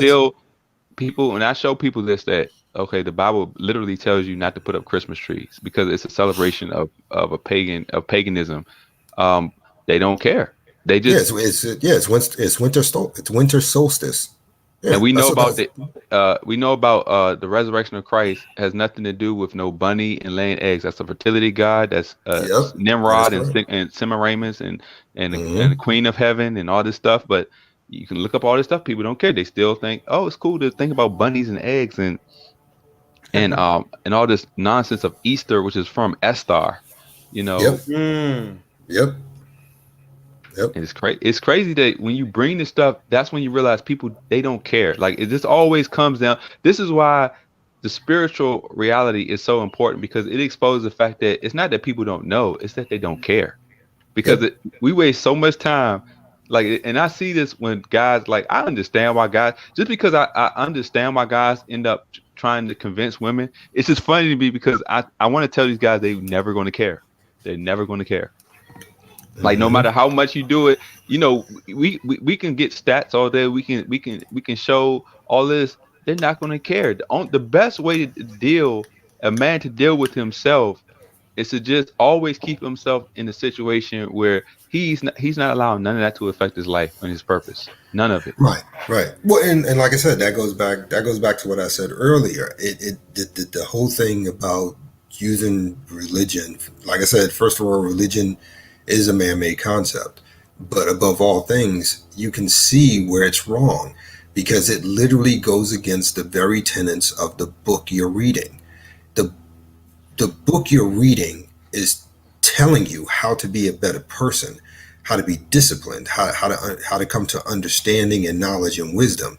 But when you look at religion in action, the only thing religion does is control other people. That's all it does. That's literally all it does. I mean, all the way back to what we were talking a few minutes ago about using it as a means to control women so you can have access to them and stuff like that. It's just, it makes no sense. It makes no sense. What's up, Aegon? Yeah, what's good, Aegon? Welcome to the panel. Y'all hear me? What's going on, man? Yeah, what's going on? Hawk was good, man. Lawrence Eisen was good, man. Yo, Shalom. it was hard to hop on because I was listening to the playback and I didn't want to miss nothing, man. So I was like 15 minutes back, and y'all was I want to take it all in, man. And then I started saying something to chat. Y'all asked me to come up, man. It's good to hear y'all, man. One thing I always say is a spiritual Hawk, man. It's hard to get on the panel with you, man. You always say everything I'm about to say. Yeah, I know. Yeah, he does that real good. I've come up behind him a couple of times. I got to the point if he's up there first, I'm just not going on. Oh man, y'all too much, man. Y'all go ahead. No, dude, I'm dead serious. Every time I'm ready to get on and say something, you already up there saying it. So I'll be like, all right, I'm cool. Yeah, I'm not gonna feel that. I'm gonna water it down if I say something about it. Yeah. And with all due respect, and I've said this before, you, MOT, Eisen, Zero, there are some times that, again, being a true man, understanding your limitations, there are more often than not, you guys will put it in better words than I ever could. So sometimes you just need to shut the fuck up. You know what I mean? To be honest, I listen to you. Hey, to be honest, I listen to you guys say things all the time, and I'm just like, y'all elaborate in better ways than I could say. It's just that sometimes when y'all say it, I'm not on, but I listen. Yeah.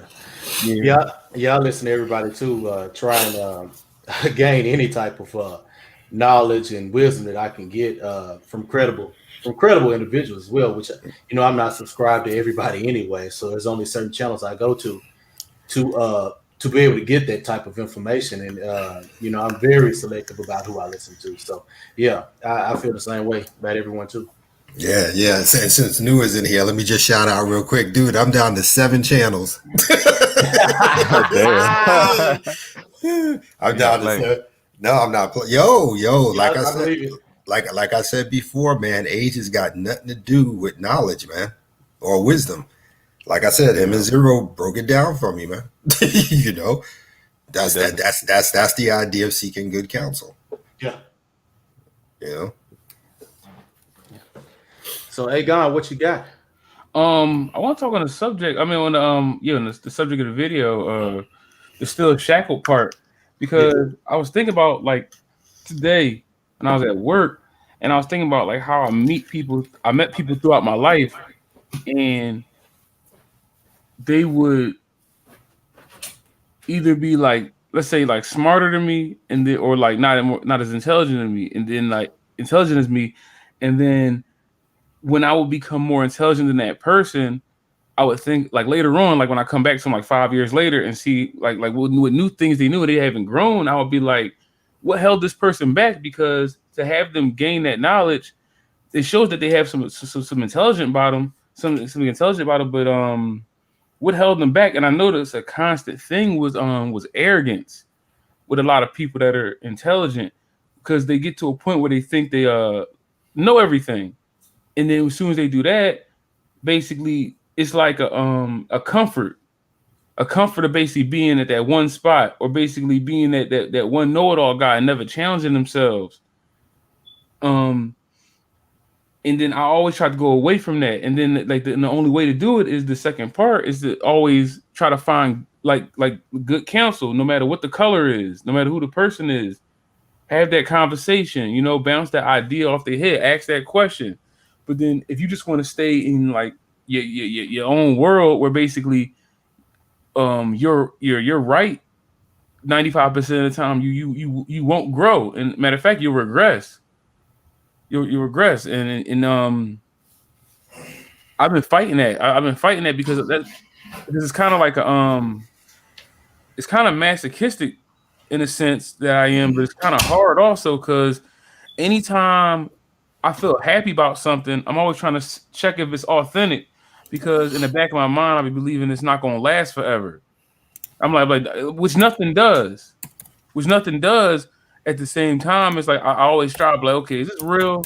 Is this real? Am I really this good? Do I really know this much? And I be checking myself, and then sometimes I could ruin the moment. You know how you could live, you should live in the moment sometimes. Be happy with the fruits of your work, so you can cherish it, but then also don't think it's the last thing you're going to do. So find that balance has been like hard for me. Right. Yeah, I mean, it's it's the biggest enemy in your life is always going to be yourself, man. And I think men when they come to that understanding, that's pretty much the hardest battle you got, is getting over yourself. We blame everything else, but when you realize that you're your biggest enemy, you rely on discipline and structure. And the more you rely on discipline and structure, the more you're free from all your weaknesses and desires, and it kind of builds, it kind of draws out the best in you. That's what the whole idea of structure and discipline is. You're minimizing the effect of the worst in you, and you're drawing out the best in you, and you're starting to, and then from experience and just seeing the fruits of that discipline is self-motivating. It kind of perpetuates itself after a while. It's almost like it's hard to get in shape, right? But once you get in shape, you start to feel better, you start to look better, and it's self-motivating. And then you start feeling, and then you're so used to feeling good that going back to bad habits doesn't even feel good no more. Yeah. Well, I disagree. I'm so cool, my errors correct themselves. And to the point that Rocky was making about stagnation being the killer of all dreams, stagnation is very bad.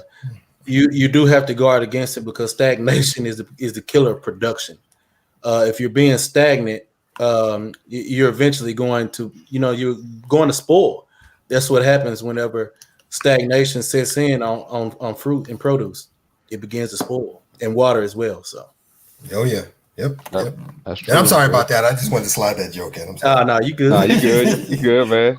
Nah, you and good. Yes, it was a joke, people. It was only a joke.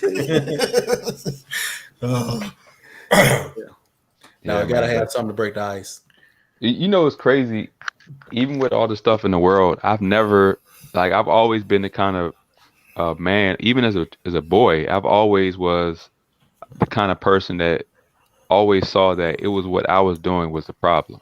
Even in my home life, growing up, didn't have my parents around, and grew up in what most people would consider a crazy situation. I was always focused on, how am I going to respond to this? Even as a child, I don't know how I got there, and this has a lot to do with me understanding, the one benefit to not being growing up with my parents and having a crazy beginning to life is that you learn about people real quick. You learn that the most reliable person in your life is always going to be you. And I know people, a lot of people grow up and they have their parents and they think it's all about your parents, but when you get older, you're gonna realize how fallible your parents are too, eventually. Mm-hmm. And it's gonna come down to realizing that, what, it's really gonna be determined about the choices that you make, not the choices that your parents made. Mm-hmm. It's the choices that you're going to make. It's how you see the world. Like, even how many people go to church? They go to church because of what? Because their parents went to church. They do the traditions that they do because their parents do them. And see, one thing about me, I was that child where, okay, I'm going to this place that's supposed to be built on the Bible. So I read the Bible and I went to this place and I realized they're opposites. Why are we going to this place? And I'm reading this book and I'm hearing, even when they quote scriptures and they talk about it in a context outside of biblical context, I'm like, they're making this about stuff that the Bible speaks against. But see, the issue is children, parents are sending their children to church, but they don't encourage them to read the Bible. Yep. If you go to most churches now, there's very little biblical teaching. It's a bunch of singing, dancing, screaming, All emotional uh, stuff. emotionalism. Yeah, you don't even hear much scripture, and they'll use a script. They'll maybe give a scripture out of context and make it something totally. If you read the Bible in entirety, you know that they're telling you a lie. But that's all you go to church. Like literally, this was like 20 years ago, but one time I went to a church and they said that oh, we're not even gonna have a sermon today. We're just gonna praise all day. And the music came and people were just dancing. I was like, what the hell is this? And I'm just like, I mean, I literally was getting sick. And then you get into this, the so-called pastors going around telling people, repeat after me, look to your right, neighbor, we gonna come into a new blessing. I'm like, what is this? And it's like they're teaching you to be a conformist. It's like mind control. It's brainwashing 101 that's happening in these so-called churches. Mm-hmm. And that's why men, it's not even innate to the natural state of a man to be following people. And I know people have to feel this disconnect at some point. It's almost like marriage. Like when you really look at marriage, something in you, I'm talking the world's version of marriage, not biblical, because biblical marriage haven't existed probably for thousands of years.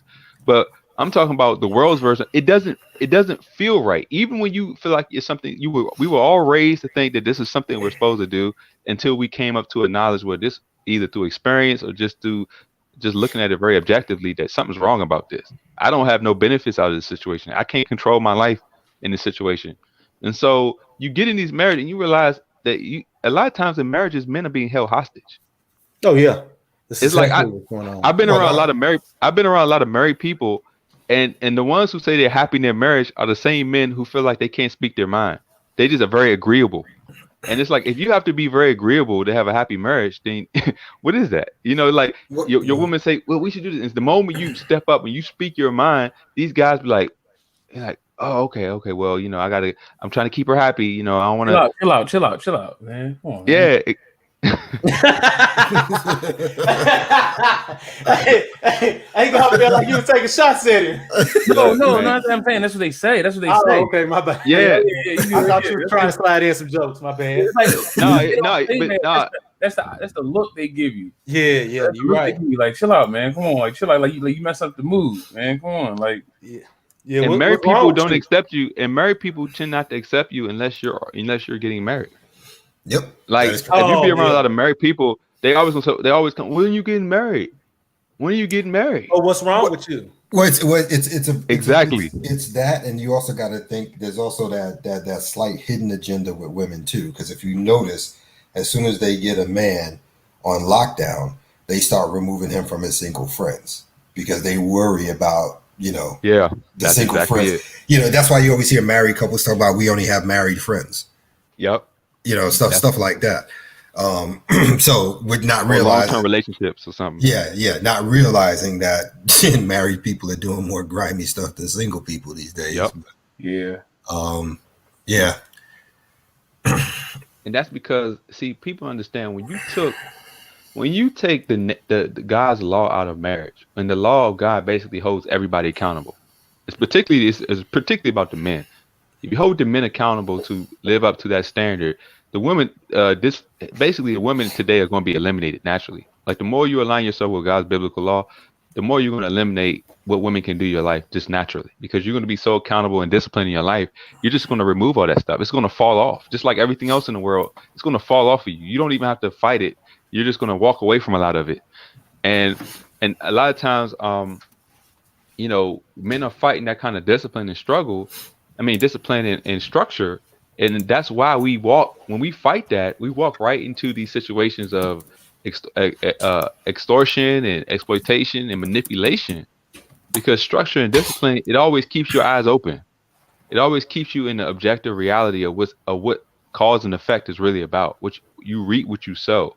Like, and you dealing, like, I never understood why guys feel like, when you have to, and I brought this up with the game argument, and I don't care about nobody. Do what you do, but when it comes to this whole game thing, you catering yourself to the ego of another person is just dumb to me. Like, the ego, like, your ability to engage with somebody is based on how much you feed their ego. How much you tell them what they want to hear. That how much, it has nothing to do with, you know, order, structure, what works, natural role, design, none of that. Just you catering to the ego of another person. And I'm like, okay, so you're basically training yourself to be not respected by somebody who doesn't have to respect you. So yeah, they'll deal with you. Some people like having puppets and flunkies around. They'll keep you around. But then And the moment some people like being those puppets and flunkies. Because we go right back to what we said before. It absolves them of responsibility.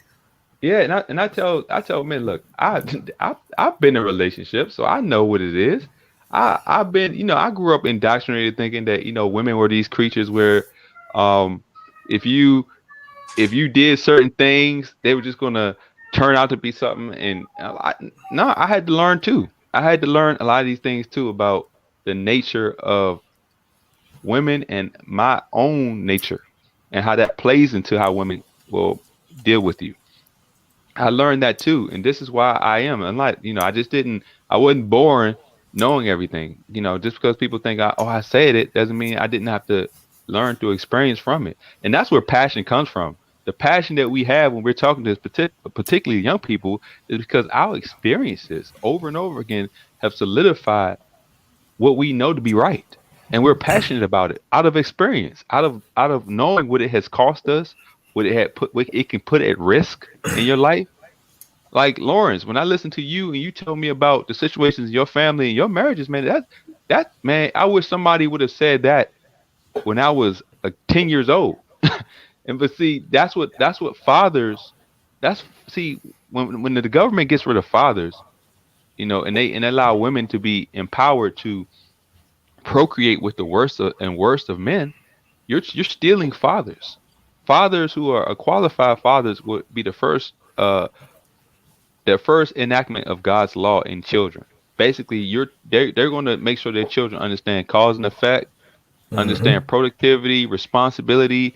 All these things are attributes of God's biblical law.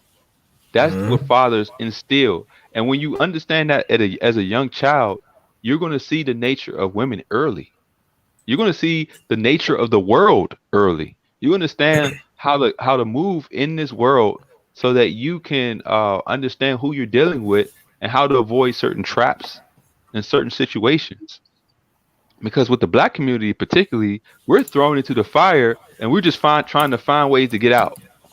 Like, we're not even seeing the fire and having the opportunity to walk away.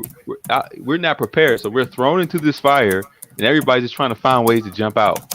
So we're always reactive. We're not ever preventative. And that's why when you talk about responsibility, prevention is always better than being reactive.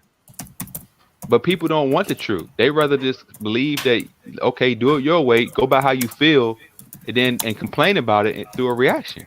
I was like, man, to prevent something is the logical way. It's always the logical way, just to prevent being in that situation. Yeah. But like you said, man, people hate the truth. People don't care. And that's why when you realize, I like to reach people and talk to people, but when people show me that it's really about them not caring, I just stop talking to them. That's just me personally. Yep. And when like you said like people don't care, me and Smooth was talking about that the other last night, because we was talking about basically how most inventors aren't billionaires. Like, the billionaires are the innovators, the guy who's most of this The marketers. ideas. People Yeah, take the marketers. ideas. So it's like, and then because you get played like a lot of smart people, because then we start talking about what Zero was talking about, like how easy it is to control smart people or guys that perceive they're smart. When somebody thinks they're smart, you can play them off themselves because basically their ego will drive them to be like, I'm Yep. so smart, can't nobody beat me or basically control me. So I invented this. I'm smarter than everybody, but you're only good at this one thing. And there's this one guy who can see a whole big picture, be like, yeah, you are the smartest in the world. Let me see this off you. And then they take it and become a billionaire and give you a percentage of it. And then you be like, yo, where my money at? You be like, I own that. Or they get you to sell your patent for something much cheaper than it's going to grow up to. Then it's going to But come there's a out to be in the problem. future. Yeah. Yep. Yeah. And we have that here too. We have that here. We've got some brothers who talk in a sense that what they say is absolute. There can be no other perspective. That they're the smartest one in the room. That kind of stuff. Yeah. But you just work around them, I guess. Yeah, dudes, they always end up like basically, like I said before, they hit the intellectual limit pretty soon because then you'll be like, yo, that guy's really smart, stuff like that, man. And then 10 years later, you be like, yo, you grow smarter, or basically you have growth, and then you be like, why is he still talking that same stuff from 10 years ago? Like, did he not embrace the new information? Like, no, he didn't, because he was happy being where he was. Like, I found that out a lot listening to a lot of cats I used to listen to on YouTube. I go back and listen to them and go videos of, for some reason, YouTube started to unsubscribe me from people. So it be Yeah. people popping up that I stopped listening to like in a long time. So I'll be like, oh, I hear him in a minute. Let me see what type of what he talking about. And I hear him, I'll be like, damn, you still on this? Like, or like, I'm like this. If the information, if it was still right, I would be like, okay, you should still be repeating the same information. But if if you haven't grown past this and like it's basically proved wrong, or basically it's more information added to it through the time, history, current events, it's like you just want to be happy in your space. You just want to be like you found that area where basically everybody said you was right. And then instead of moving on and be like, yo, I wasn't right about that, or let me alter this, you was like, yo, I'm gonna stay right here and just be right man on my island. And you just end up dumb.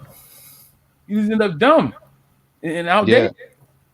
And I'll add to what you're saying. And this is I used to think about this as well, and I call it the difference between being smart and being wise. See, when you think about intelligence, or in terms of just how much knowledge to use in the application, wisdom adds a different caveat of the nature of evil and deception and manipulation. And intelligence doesn't always account for evil. And so you can be intelligent about application of something, but wisdom gives you the discernment to understand evil, which actually is something that begins within us. Because it's like somebody can manipulate me no matter how much like smart dudes get manipulated by women all the time. So Yep. that just goes to show you that you can be smart all day, but you can be a fool. You can be unwise.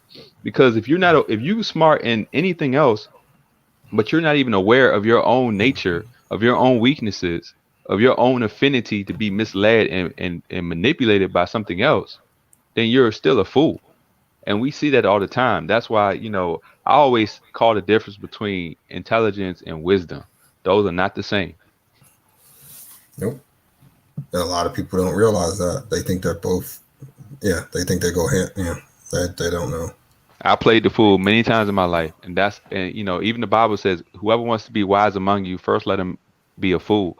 Because if you have not understood yourself and your own weaknesses and your own ability to be misled, then you're still a fool. Mm-hmm. I played the fool many times, and that's why I'm humble. That's why no matter how much I think I know something, I'm often patient, and sometimes I just listen and see first before I speak. That's that whole quick to listen and slow to speak thing. Right. Mm-hmm. Right. You can't learn anything if you're always speaking. No, well, like silence is golden. I mean, that's it. The nutshell. When you think about it, nobody remembers who. Can you hear me? Yeah, we can hear Yeah, you. we hear you. Like nobody remembers who invented the gun. Like it's like speculation. We know like area or like where it might have came from, but like nobody ever remembers like the exact person and stuff like that. And it's like we know what it did. And we Yeah, know we know the people who marketed the Colt 45, the Magnums, and Smith all and that. Wesson. Now, Yeah, now the best I can give you, the closest I can give you, would be China because they created the gunpowder concept, and they used to have little mini cannons, but they didn't use it for weapons. They used it for celebrating Chinese New Year and stuff like that. Yeah, and So, like, because Rome was like back to the on the Bible, Rome was always in the mix of shit, just like in the Bible. As the Hebrews were the chosen people, but who ran them? Rome. yeah, Who basically authored the Bible? Rome. So these people have always been in this type of power, and basically they didn't invent anything. They got their culture from the Greeks. They got their technology from everybody that they conquered, but they had basically like one basically focus to basically just absorb everything, and basically it was everybody's duty, and basically losing to a stronger power to basically try to preserve your culture as much as you can. And now it's like us as like black men, we on the bottom of that. We don't like it. I mean, we don't like it, but it's the only thing. I mean, it's our it's our part in history. Now, well, I mean, it could be looked from the opposite perspective too. That everything that all those other cultures had was built off the backs of us, and we created it, and it was just taken from us. We've seen that just in the last 150 years of innovations that black people have made, and until recently not knowing about it. mm, I mean, yeah. It just a works. thought. No, it works both ways. It works both Yeah, ways. that's what I'm saying. It works both ways. Just as much as we took from others, they took from us. Yeah. But but the theme that we should take away from this is we should have an understanding of the nature of the world. That yeah, should make us wise to see how the world really works. And this is Yes. why even the Bible tells you to believe not every spirit, but test them, as test Hmm. the spirit by the spirit to see if it's from God. It says prove all things. The Mm-hmm. Bible says prove all things. Know a tree by its fruit. Yep. I tell people if you really read the Bible, it doesn't tell you to just hope. It tells you to test, to prove, Exactly. to know things by what it produces. And that's the takeaway for me about the Bible. Implementation of the Bible in your life personally for me has improved my life. It has made me aware of things that have helped me escape things that I couldn't escape before because I was undisciplined and unaware of myself. And Yeah. so that alone has told me about the reliance of the structure and discipline and wisdom coming from the Bible. It's Yeah. not necessarily because it's a book that people have told me. No, I've read it and I tested it in my own life. Right. I've done Yep. it, like I've been in the world. I've done it, being impulsive and according to my flesh and my personal. I've done it that way, and I've compared the two. And the biblical implementation is the one that protects me from the negative consequences. Yeah. It's the one that actually makes me patient to see things, to avoid situations that a lot of people didn't avoid. Yeah. And to that point you were talking about the Bible, the text, it teaches you to try to see for yourself that it is what it is, and that these people are who they are. That's why I've always considered this Bible study not a sermon. I don't do a sermon because usually it's more about emotional challenge. It's about emotional triggering. Whereas the Bible study aspect, it's about actually looking and examining the text to pick it apart and seeing the information that's withheld in there that we can learn from. Yeah, and it's Yeah. two And, things. and to add and to add to that, if you don't mind, No, you got it. here's the other thing about you doing Bible study as opposed to a sermon. Bible study opens up the possibility of discussion Yes. and coming to and having a discord and coming to an understanding together. Sermons don't do that. Sermons Right. tell you what to do.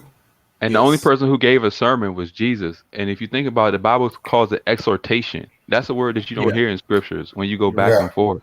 Hmm. People these pastors put themselves in the position of Jesus because he was the only one that really gave sermons. But Yeah. exhortation is where we go back and forth in dialogue. That's why the pastor, he puts himself above the law, so to speak. If you notice how they speak, they're speaking to everybody else like, "Is y'all need to get your life together." He's not really saying, he's not really talking about his life. Mhm. So, that's And a good point. there were promises made as well. Exactly. Because you think about that, this is not a hope thing. This is not a wish thing. There are promises that were made in that book that those quote unquote shepherds will get their comeuppance. Oh yeah.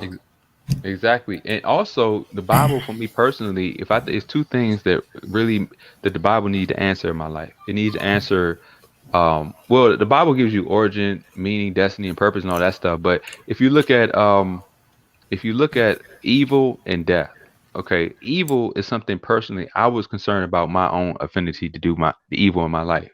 So the Bible actually gave me a framework to see that and to know that and to find a way to expose that and get free from that.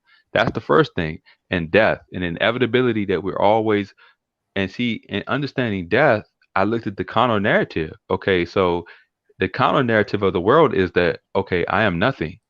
So if everything started as nothing and it ends at nothing, then what is the value of what's in between? I said that doesn't even fit how I feel about myself being alive. That doesn't Mm. fit. And so, I can't accept that with just nothing. Because if this is nothing, then why do we attribute all this value to everything? It's And like, go ahead. I thought you were done. My bad. yeah, so it's almost like, okay, you know, if you think about what we are, we're basically the body is basically carrying who we are. Your body is not who you are, it's carrying who you are. So who you really are is there even when you die. And I know it's hard that we want to connect biology and spirit together, but as you age, your what's in you is still there. Even if your body can't reflect it honestly, it's still there. You know, and it's like and I tell people a lot of people don't realize why they're being sickened and poisoned, like all these diseases, Alzheimer's, dementia, and all that stuff.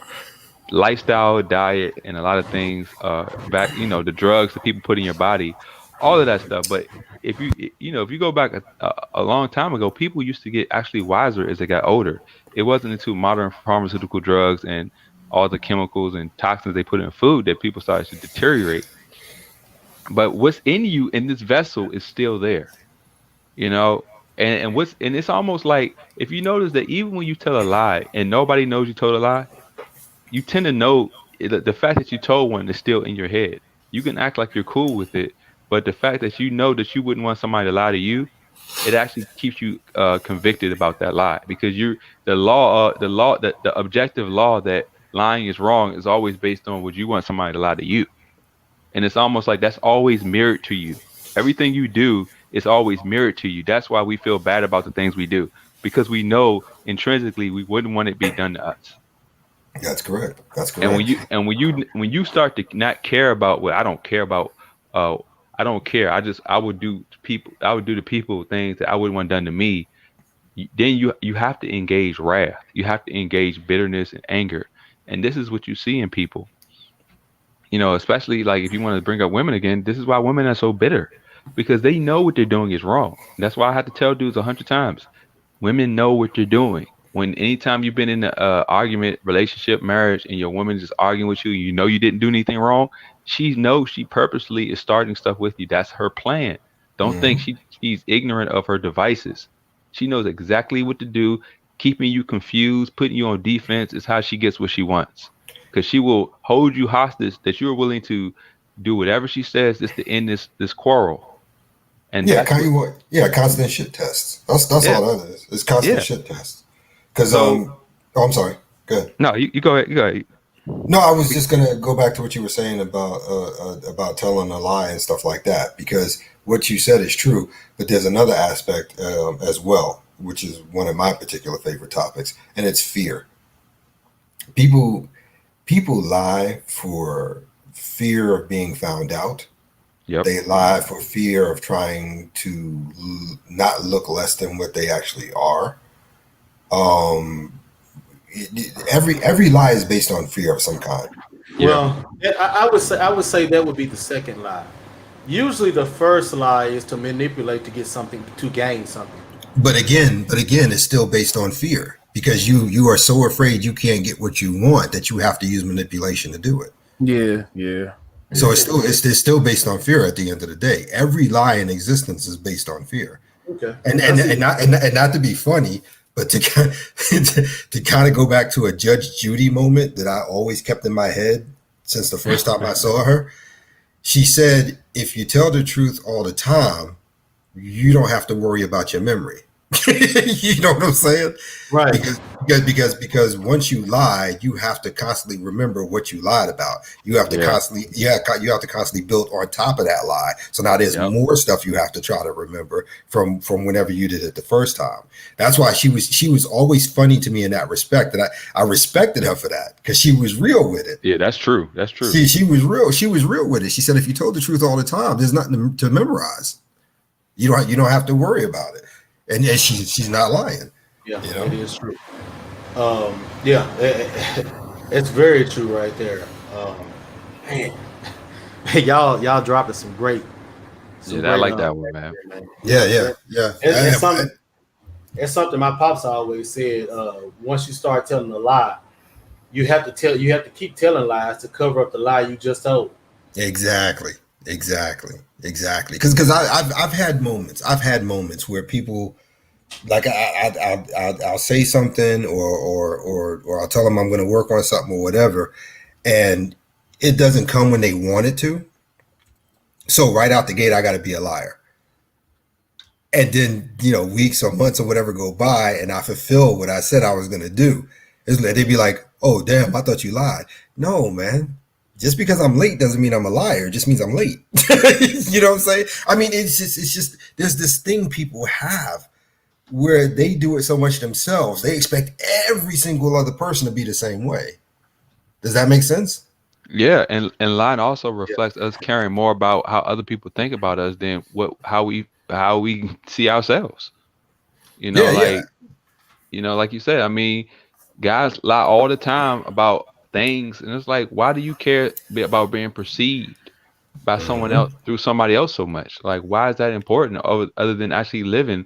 Like, it's almost like we turn these idols, like guys are turning sex and women into an idol, to which they worship it so much that they have to present themselves to what they think that other person wants because they overvalue that person.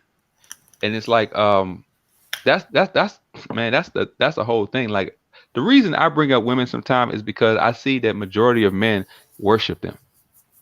And that's like part of the plan about this worship. Like, you need to come back to yourself, come back to who you are meant to be.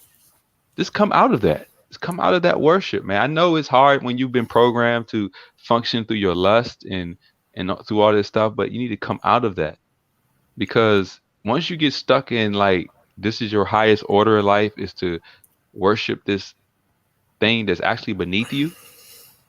That woman is beneath you in the hierarchy of order, because guys we're basically destroying the world to appease someone who has no stake in building it.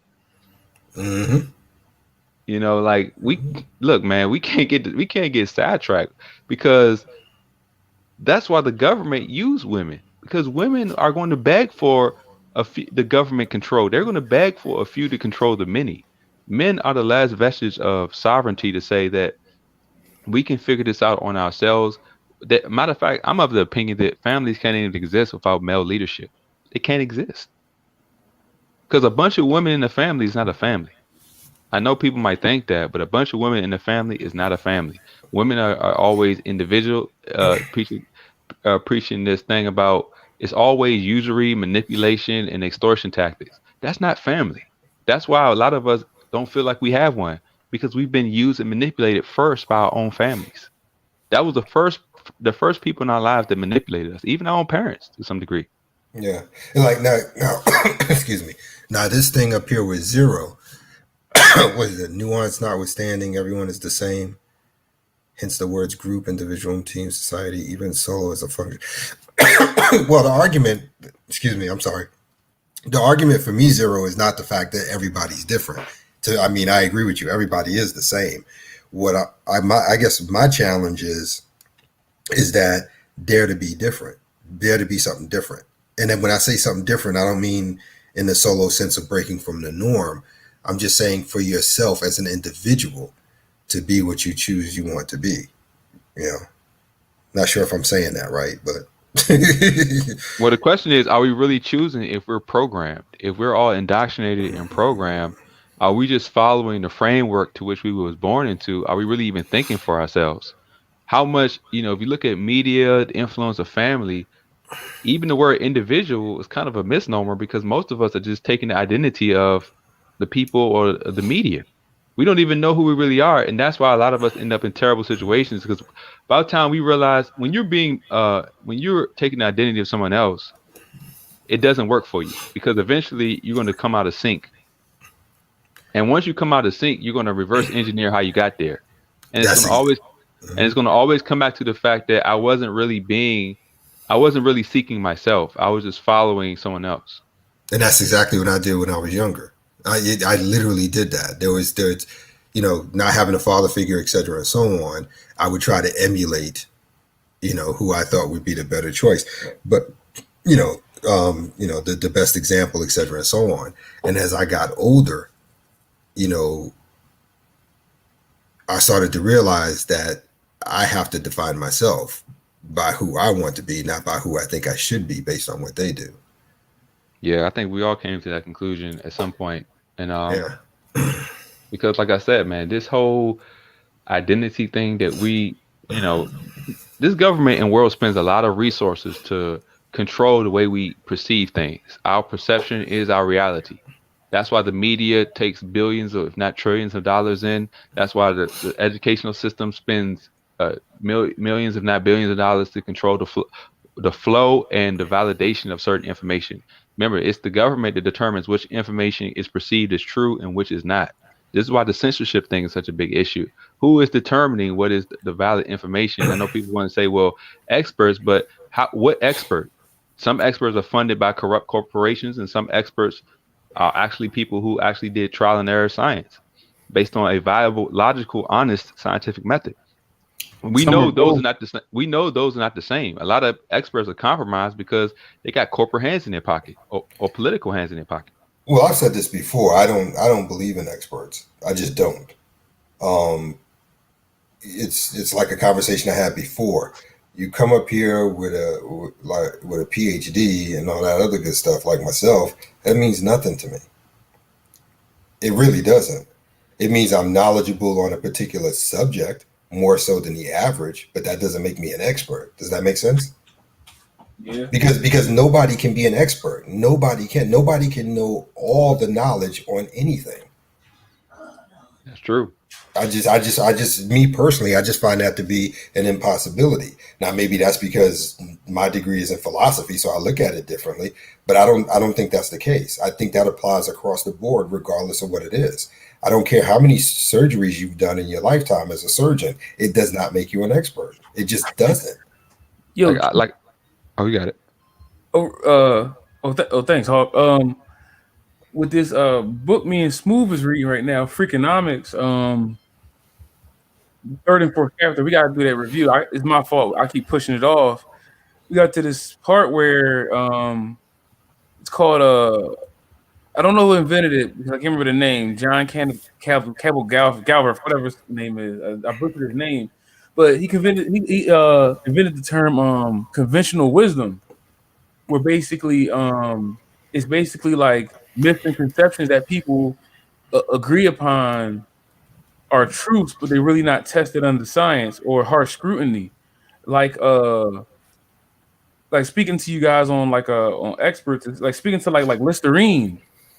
Like Listerine used to be an antiseptic for surgeries and a floor cleaner. And then they found out that it cleans your mouth, but they didn't know how to market it. So basically the company that made it basically created a term called halitosis that really doesn't exist. And it got basically grouped in with basically like tooth decay and like it destroys your mouth. So basically it upped the sales of it. And basically they sold more halitosis than they sold Listerine, even though it sold a lot of lot of Listerine. So basically, experts team up with journalists to basically create things that really aren't there to make a want for people to have things, and then you'll be arguing, you'll be chasing your tail over something that's not really there. A lot of times in this world, Well, it's just like fluoride. Because people buy toothpaste with fluoride, not realizing fluoride is rotting their teeth. Why is it rotting their teeth? Because it's not real fluoride. Real fluoride occurs naturally in rock deposits, right? That's like some fluorophilic acid or something they put in. It's a waste byproduct of a variety of other chemical processes for building something else. And what they did is they passed this thing in the 50s to convince people that it was real fluoride. So that gives them a place to dump the waste. So they started dumping it in lakes and rivers and et cetera and so on. Yep. Same thing with plastics in the 50s, convincing everybody that plastic is this, not telling people that it degrades and bleeds into whatever is in that plastic container. So that's why they tell you not to put plastics in sunlight or or such like that, because but you can tell if you smell plastic, it has a toxic smell to it, especially when it's heated. And when something is heated and you smell that, it's leaching off, because if you break everything down to particles, it might look like they're solid, but they're still particles held together by bonds. So they can be leached off. They can, and so people have to understand that. That's why, it's a lot of things that, the medical industry is a good opportunity, a good example of expertise gone wrong. Even it was a John Hopkins studies. I put it on my page. It said 1/3 of all deaths are from medical error. 1/3. And this is what they actually acknowledged. This is what they actually had to put out there, because it was so great. They had to put a stat out there. And it's almost like the same perception that guys have about, paternity tests. We know that 1/3 of all of guys who get tested are not the father. And it's like this perceived reality that, okay, your surety to know something because you're in a relationship, because you live with this person, because y'all married, there's no bearing on the actual reality of the situation. Just like the medical industry, we know, I tell people objectively, we know the medical industry does not help the body heal from anything. They've made a science out of dealing with symptoms while ignoring the cause. So, just because these guys, like, we know the government has approved many toxic things in our environment. And so they create the problem. We're reacting from it by having disease and illness reactions. So now they can create the solution, which is their solution, which is a pharmaceutical company. Now that might sound like a irrational expertise, but it's not. It's based on them cleaning up a problem they caused with their own solution. That doesn't mean it's the right solution. And that's my whole point. It's not the right solution. It's a solution, but it's a solution to their problem they created. We know that the human body is designed to heal itself, given the proper conditions, nutrition, and environment. It's a self-healing mechanism. You treat it right, it'll detox itself. This is why detox is not approved in pharmaceuticals, and neither is engaging the body's self-healing mechanism. Or fasting either. Exactly. Most pharmaceutical drugs are immunodepressant. They're actually suppressing, and it started with, like, when people got organs and stuff. People will get organ replacement surgeries instead of asking the question, why did my organ fail in the first place? But see, they don't ask that question, but they like the fact that, we'll give you this somebody else's organ and then put you on immunosuppressant drugs that will suppress your immune system so that it won't reject that organ. But what is it going to do to the other systems in your body? So it's like because we believe certain things that don't make sense. Believing things that don't make sense is almost going back to spiritual welfare. You believe that you can eat without working. You believe that good things going to happen while you do all the bad things. Just to bring it back to the topic, it's believing, the wrong things for the wrong reasons. Why? Because you want a convenient, lazy course of action. Yep. I was just about to finish it with that. I was just about to finish your statement with that, because they're lazy and it's convenient, and again, no accountability. Yep. It's like those lawsuits. It's like that lawsuit with McDonald's and the coffee. The workers passing the coffee through the window, the person didn't handle it right, it spilled all over them, they got burned, and they get to sue McDonald's for getting burned. You spilled your own coffee. You knew the coffee is going to be hot as hell. That's why you went to get coffee. And they'll be mad if the coffee was cold. Yeah, exactly. So, same thing with Roundup.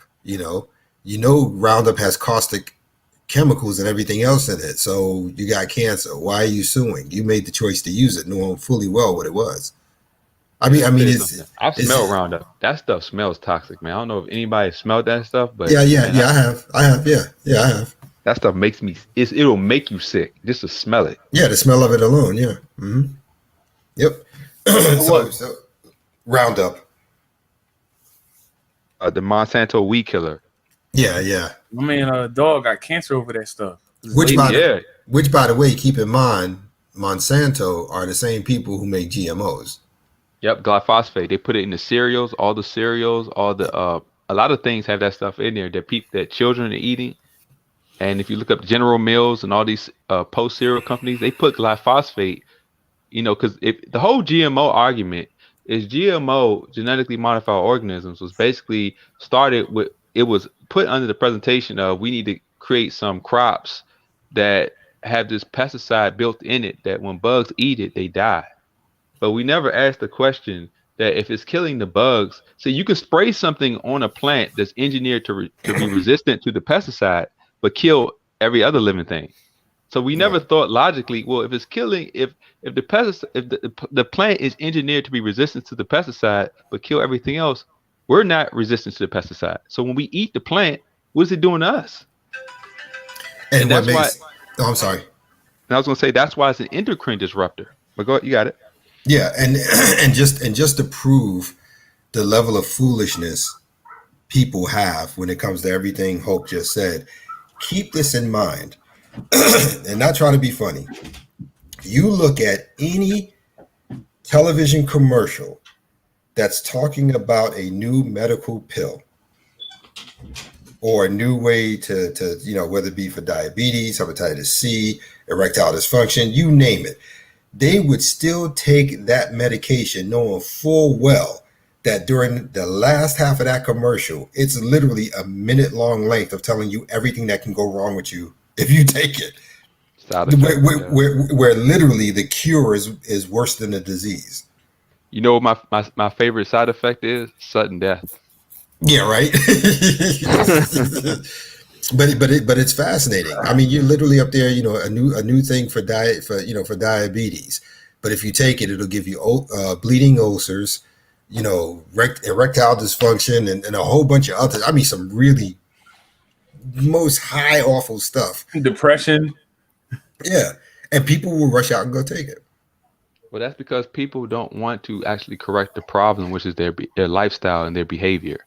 Exactly. See, they don't want that. They just want to be able to maintain their dysfunctional lifestyle and have a convenient, a solution that's convenient to them maintaining doing what they want to do, even if it's wrong. Right. Yeah. Well, and that goes a full circle back to the topic, man. People are just trying to find ways to circumvent responsibility and accountability. Mm-hmm. I see that, Zero. I see that. And I hate you, man, because that's true. Yes, it is true. It's true. I hate you for that, but it's true. Any student actually serious about a PhD could just study the manosphere for about a semester and can easily write a doctorate level paper and earn their degree. Yeah, you're not wrong. You're not wrong. You're not wrong at all. But like I said, my thing with degrees and all that good stuff. Look, this is it in a nutshell. The only thing a degree shows is that you're good at studying and remembering. That's really all. That's really all it is, man. At the end of the day, and I'm speaking to somebody with a couple of them. Just saying, it just proved I'm good at studying and I'm good at memorizing. It does not qualify the fact that I how can I put it? It's like one of my childhood friends, Myra. She goes to law school. She gets her degree. Okay. and she wants to do something for my cousin William representing him. And my cousin William asked a valid question. Just because you have a law degree tells me nothing. You could have been the bottom of your class for all I know. But not just that. But not just that. For that, using that example, if we know that this justice system is very unjust at best. So you're basically, if you look at Freemasonry, because I tell people when you graduate, I say there's three things a judge, a preacher, and a graduate they all have in common. They wear robes. They wear robes. And it's like, people don't understand like why these little ceremonial things happen. But basically the world is affirming you to through your degree to say that through a sense of loyalty that you've been approved to disseminate knowledge that they find good to be disseminated, the knowledge they approve for. That's why when doctors they are bound by legality to not offer any non-medical advice that's certified by their doctrine. They can't do it. They have to. Yeah. And just like lawyers are educated to know how to maneuver in such a unjust legal system. That doesn't mean a lawyer has an affinity to have real justice. No, they are conforming to the world's sense of justice. That is correct. They can practice law. They can just practice law. Exactly, because let me tell you something. If you can go into a court of law, trying to use logic and common sense, and you'll find yourself that that's not really going to work. Like you have to know how to. They call it torts. How to manipulate the law. Like them lawyers in there are not playing fair. When the law they go in there, they're trying to find loopholes, caveats, and all these things to circumvent the actual law. So it's really a misnomer. They call it the justice system, but it's really should call it the injustice system, because it's really about trying to find ways again not to be accountable for the law. Well, it was the same thing with me in Boston University when I told the story about my professor, because that's what I initially wanted to do. I wanted to be in law, but like I said, the first day there, man, he told us, if you're here for justice, this is the wrong class. We only focus on law. I mean, he didn't say it like that, but that was it in a nutshell. But that's what I'm saying. It's funny you said that, because that's exactly, it's like health. Most people want to say, I want to be a doctor because I want to learn how to heal people. And then they realize everything I'm doing is making people sick. I'm giving people drugs. The doctrine of the doctors go to medical school for is written by pharmaceutical companies. So all their solutions and all of their things are just to address symptoms of all the environmental things that the government and corporations allow. So they're just trying to find ways to profit and deal with the mess that they're making. And that's why, like, healthcare is really about disease creation. Let's create diseases, and that's what find ways to deal with the symptoms through long, evasive, expensive treatments. It's not about actually curing anything, because to cure it, you would have to expose all the things that the government and the corporations are allowing in our environment. They'll have to expose what they're putting in the water. They have to expose the chemicals and toxins they put in the food. They'll have to expose all of these things, but the solution through the healthcare system is based on all these things being in our environment. It's based on it. And it goes deeper than that, because just look at it from the most simplest of perspectives. If you are a profession that exists for healing people, then why do you sit in labs creating stuff that can kill people? You know what? It's funny you said that. Louis Pasteur is the father of modern medicine. Guess what he was? A chemist. Yes, he was a chemist. Yeah. Mm-hmm. But all modern medicine is based on him being a chemist, and coincidentally, the pharmaceutical industry controls the medical industry. Mm-hmm. Yeah. Yeah. But that's like I tell people, on his deathbed, Louis Pasteur recanted the whole theory of germ theory, where he said it's not the germ, it's the terrain. Yep. It's what you put in your It's what you put in your body, and it's the circumstances that you expose your body. But that can be the most important thing, is that could be tested. It's already been tested. If you look at certain cultures and certain locations, and you look at their eating habits, the vast majority of their health or the ability to fight off diseases have a tendency to be based around the diet. and they eat appropriately enough that they don't pick up those type of things. The only time it would actually interfere in their existence is if they copulated with another group of people who had it or carried the gene for it. And that's the only way. Cancer didn't exist nowhere until the U.S. started bringing their industries and their things over to other cultures. But if you look at the teeth, I tell people about teeth. The reason that everybody has an underbite and an overbite is because we're nutritionally deficient. When your soils are depleted and you're eating a bunch of food that's void of nutrients, you won't have the skeletal maturity to fit all the teeth in your mouth. Mm-hmm. But instead of acknowledging that, the orthodontic industry makes a ton of money in braces. Why are braces so expensive? Yep. Why is orthodontic work so expensive? See, they know what they're doing, and they're making a. But if you go overseas, you got people who came from third world countries. They may not have a lot of food, but somehow they don't even brush their teeth in other countries, and they still have straight teeth, full straight teeth. And it's like, wow, you go to some places, it's because they might eat little food, which is not a bad thing, but the food they eat is rich because like food grown in certain soils, particularly near oceans and volcanoes, they are full of nutrients. In this country, we can mass produce a lot of stuff, but it's garbage. It's Well, garbage. that goes back to when we were talking earlier about GMO. See, GMO allows you to grow bigger crops and faster, With but minimal they don't. water and little soil. Yep. Right, right. But the main issue is that the nutrients are gone. I mean, Yeah. the very thing you're eating it for is gone. Then you add into that DDTs or pesticides.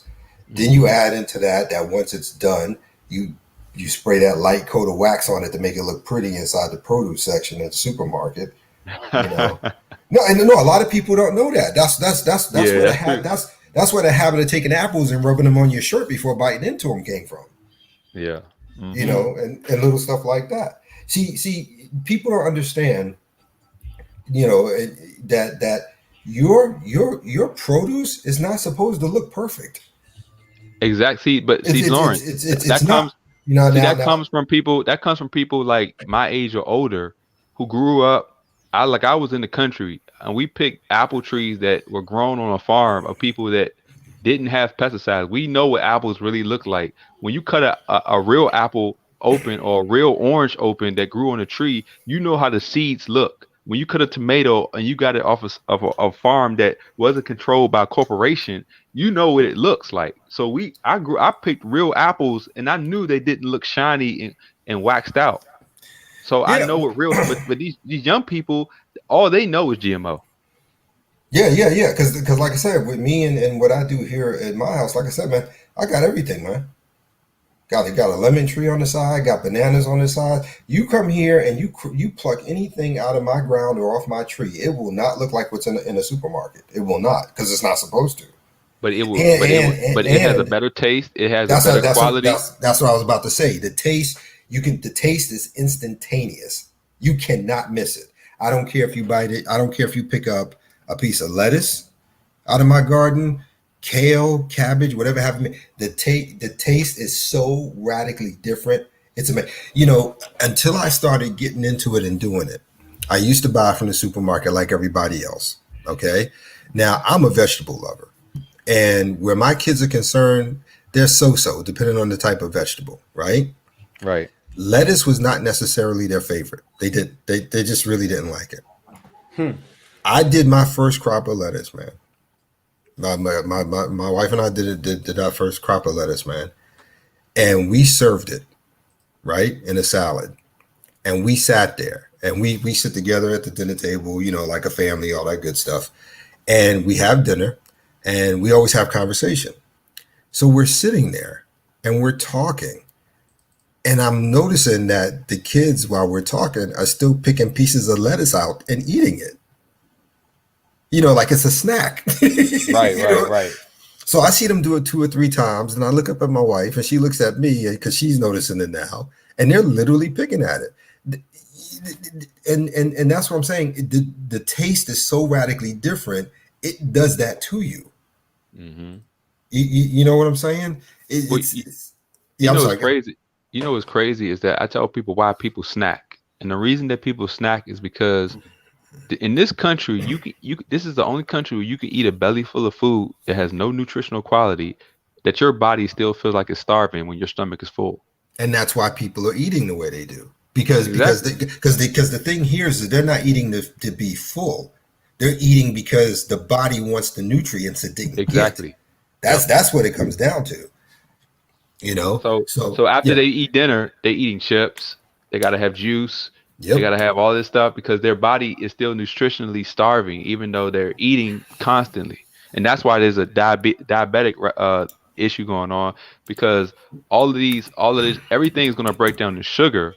But the reason why sugar is bad, it's not because of sugar like in a fruit or actual foods, because when sugar is packaged in fruit or vegetables with fiber and with minerals and enzymes and vitamins, your body knows how to utilizes it.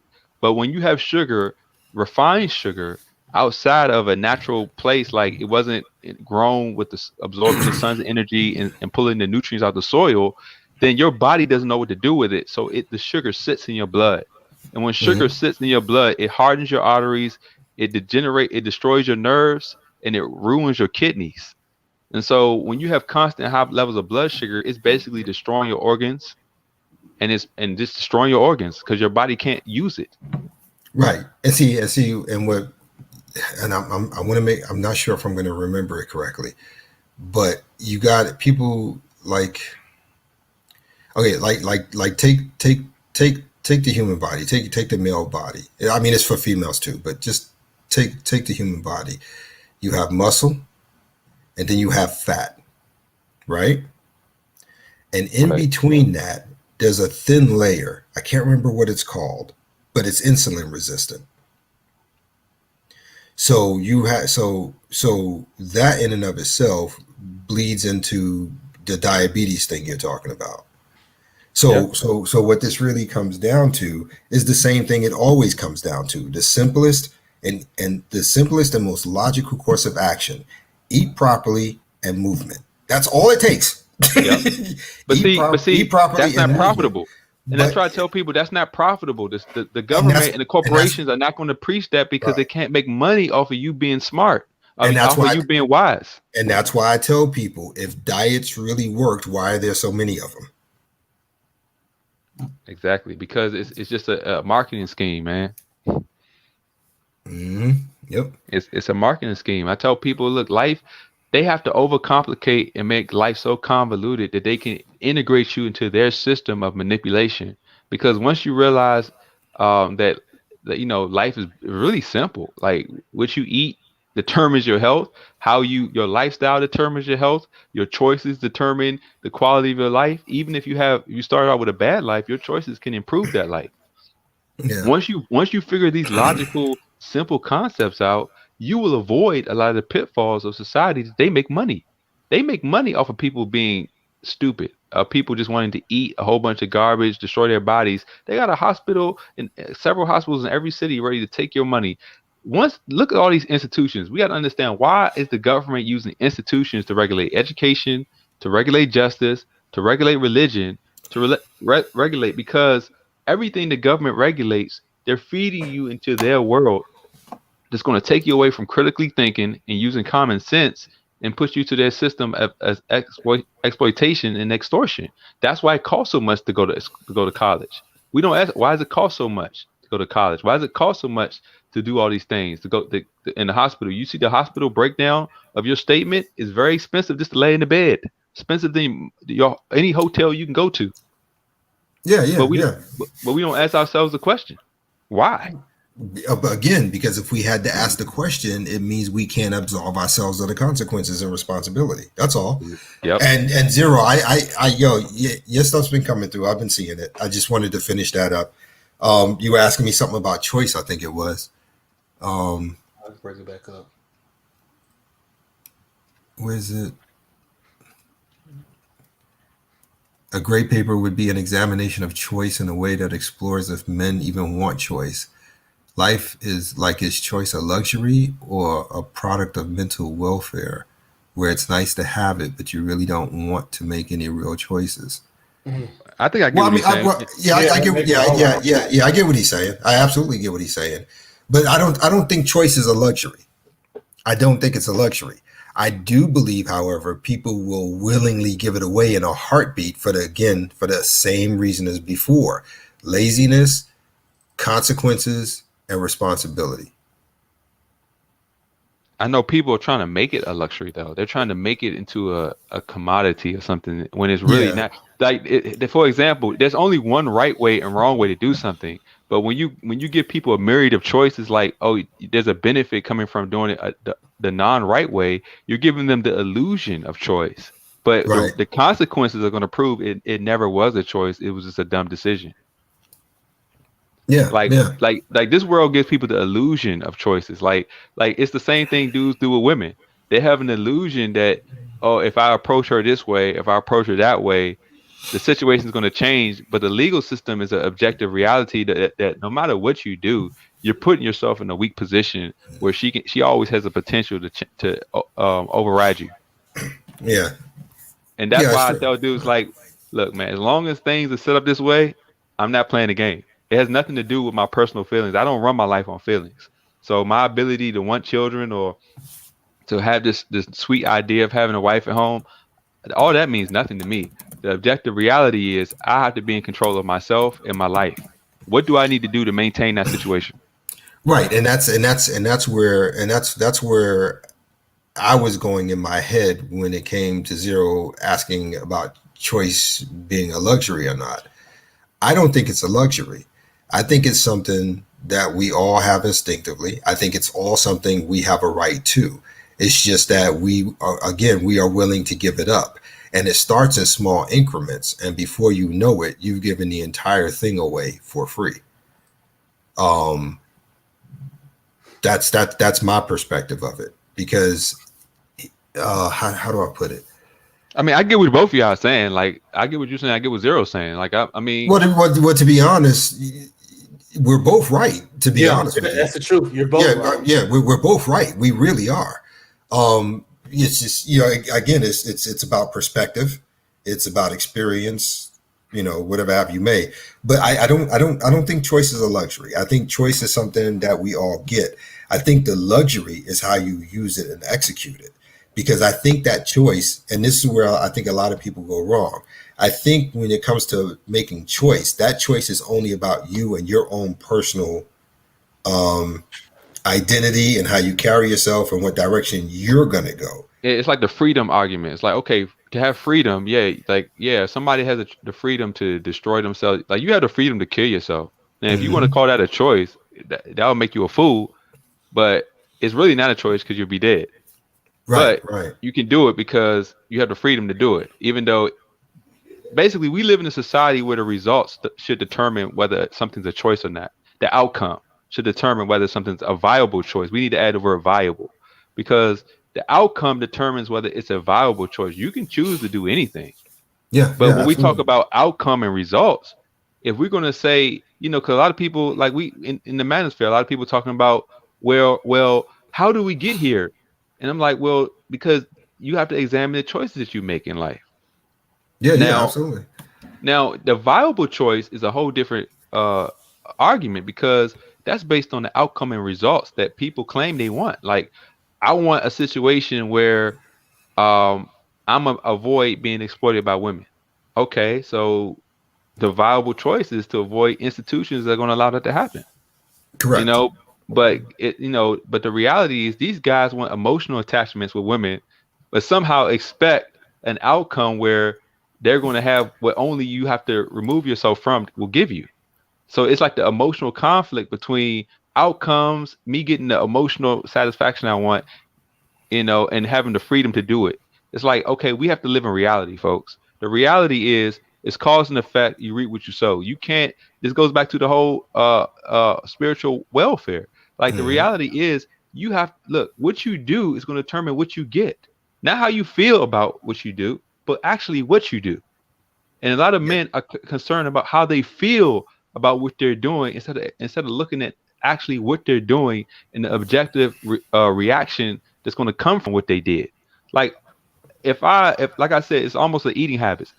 I can believe that I can eat candy all day and chips and just be healthy. But as my body starts to deteriorate, my belief is going to turn into a lie. And so I'm Hmm. just going to realize, okay, I just been believing a lie. So the real question is a lie really a choice? Because a lie means it doesn't exist. By definition, you're bearing false witness. It's a lie doesn't exist, but you can still believe in something that doesn't exist. But if it doesn't exist, the question is it still a choice? It's like a hard concept. Like, is a lie really a choice? Because I'd, a lot I'd of have, oh my bad. no, you got it. I was just gonna say I'd have to say it is because I mean you're still choosing to believe in it. You're still choosing to act out that lie. See, that's interesting because that's what I was thinking. The lie itself might not be the problem. Your choice in accepting it may be the problem. You see what I'm saying? See, And I agree. But the we consequences. yeah, because we can have lies all day, every day. It's a personal choice for whether or not you want to believe it or you want to go find out if it is true or not true. That's a personal choice. The lie itself is going to exist regardless. Yeah, I think it's a good philosophical argument because, yeah, a lie is a choice, but if a lie doesn't exist, then your choice was really no choice and by its results. Mm. Like it's almost like, okay, I have the right to end my life, but what kind of choice is that? I mean, you can do it, but if you're, I mean, it's like, logically we should base decisions on like outcomes that benefit something, outcomes that prove itself by their results. Right. Like if I wanted to do A, then the best way, I mean, if I wanted to get B, I need to do A. So if I do A, I'll get B. Hmm. But if I think that there's another way to get B without doing A, but it's not true, I'm still thinking I'm gonna get B from it, even though I'm never gonna get it because I'm not doing A. So it's like I can believe in something that don't make sense, but I think that's the problem with the world is that the world has actually developed an infrastructure for that to actually work, and then we see that with women. Women still believe that you know them doing certain things a certain way is going to benefit. Actually, I don't even think they believe that. I just think they're just taking advantage of a system that makes them unaccountable to be It's anything the they want to be. niggas that believe in Right, shit. right, right, right. Actually, the more accurate analogy would probably be what we were saying about food, Yeah, because yeah, you know the lie of what GMO is. Everybody does. yep, Everybody does. There's no mistaking it. Everybody knows. So there's the lie in and of itself. Now here's the issue. This is where choice comes in. Do you believe the lie and accept it, or do you go do the opposite of it? You see what I'm saying? That's yeah, that's the distinction for me. So like I said, the lie is always going to exist. It's not going to go away. The true choice comes down to whether or not you accept that lie and perform accordingly, or do you say mhm, to hell with that lie? I know it is a lie, and I'm going to go do this instead. So it still comes back down to the same thing as before: yeah, personal accountability and responsibility. It's always going to come down to that, no matter what we say or what we do. It's always going to come back down to that. It's the same thing, like like the example you were given about killing yourself. Look, you know that doing this means you're going to miss out on your kids growing up, um, your wife if you had one, your parents being heartbroken, all the opportunities and other things, from everything from jobs to procreation to career, whatever have you may. So we know that that's the end result. right, Okay. So the lie is that killing yourself is more preferred than doing the work required to fix the problem. exactly, You see what exactly. I'm saying? So so Yeah, you so yeah. you so you bought into the lie of the simplest way out. And I'm not trying to diminish anybody who made that choice. I'm just going through the process here. But that's what it is. It's the Yeah. simplest way out. I mean, and that's assuming you don't believe in these spiritual ramifications of your choices, even in that. But you know, um, that's the thing because the whole issue is like in the manosphere, we hear a lot of complaints, right? Everybody, a lot of guys are complaining about things. Everybody's complaining about women. But if when they complain about a woman, are they looking at the choices that they make and how that's actually feeding into the complaints?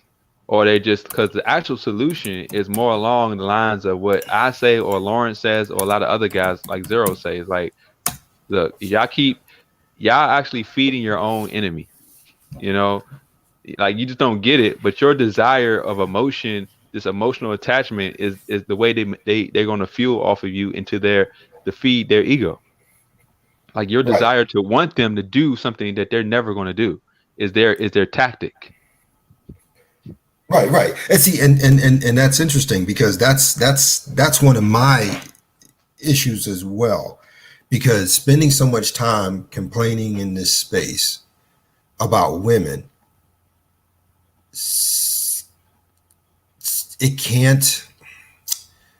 Here I am again with I don't have the words. Sitting in this space and constantly complaining about women serves no purpose without having to take the moment to look at yourself and question men. Does that make sense? Yeah, because honestly, I tell dudes all the time, like, a woman can't do anything to me that I didn't put myself in a position to allow to happen. That is correct, and that's part, and the funny part is that's only part of it, because the other part is it comes back to MOT, for example. Well, what do you expect when you have no standards? You know what I'm saying? Right. You know what I mean? I mean, seriously. I mean, you can't have a conversation on one side without looking at what's going on the other. And then when you get men who would rather diminish themselves or beta themselves or beg or whatever term you want to use, you're just as guilty for the current state of women's mentality yourself. Because by you doing that, you're telling them that they're being effective at what they do. You're telling them that it's okay to continue to do it. Yeah. I mean, seriously, you're literally feeding fuel to the fire by doing that.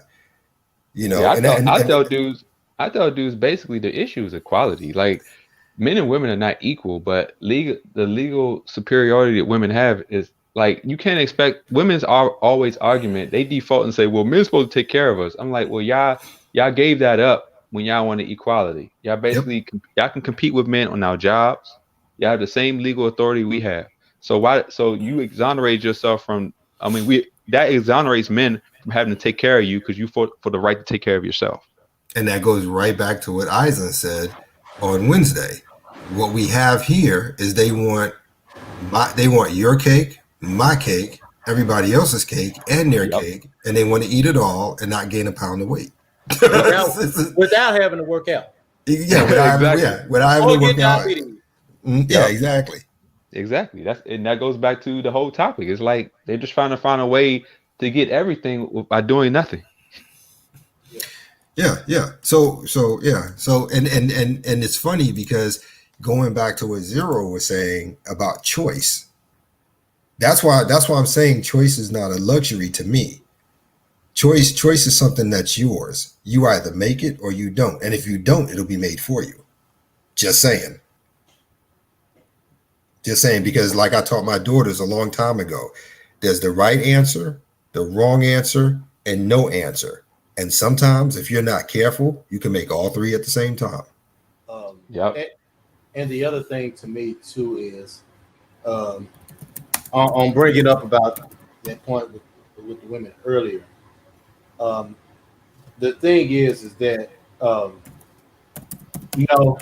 not supposed to take care of you. If you don't belong to me, I ain't supposed to take care of nothing of you.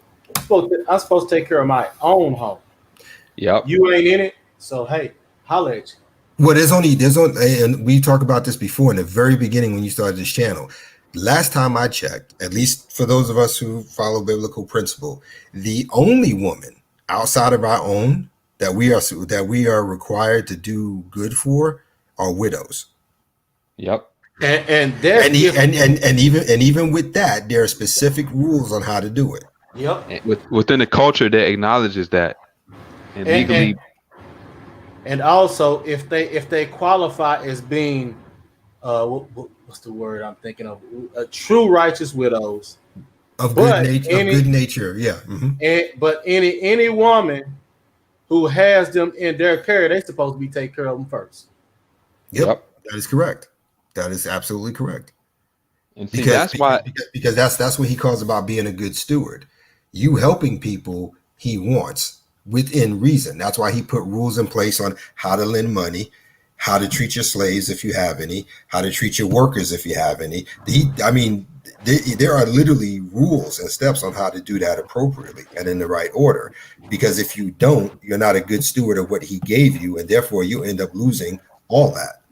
And Right. let me add this. Let me qualify this. And when it says servants, remember, people put themselves into servitude to work off debts. The type of slavery that most people associate was actually criminalized, and the penalty was being put to death. So people put themselves into servitude to work off debts. Yeah. And the other thing is too, so since these women, they want the right to be able to do all that, well, look, they got their sisterhood, they go take care of each other. I'm out. Yep. But I like that question, Zero. That's a good thought exercise experiment. Yeah. Yeah, because I mean, honestly, y'all are both right. Yeah, absolutely. Yeah. Like I said, there's Even no though it wrong wasn't answer. about being that, but yeah. Yeah. Both points are right. Yeah. Well, see, the thing is, in the terms of a collective mindset of what's good for the whole, there is no choice, because what's good for the whole is right and wrong. But individually, you can do what you want, even to your own self-destruction. But usually, when we talk about a choice, we're talking about the choices that affect everybody.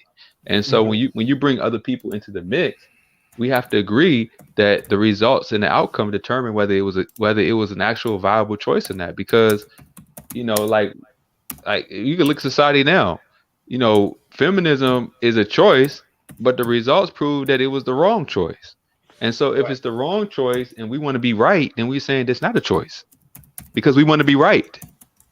We want a society that's functional. So I guess it determines on a framework. If we say we want a functional society, feminism isn't a choice.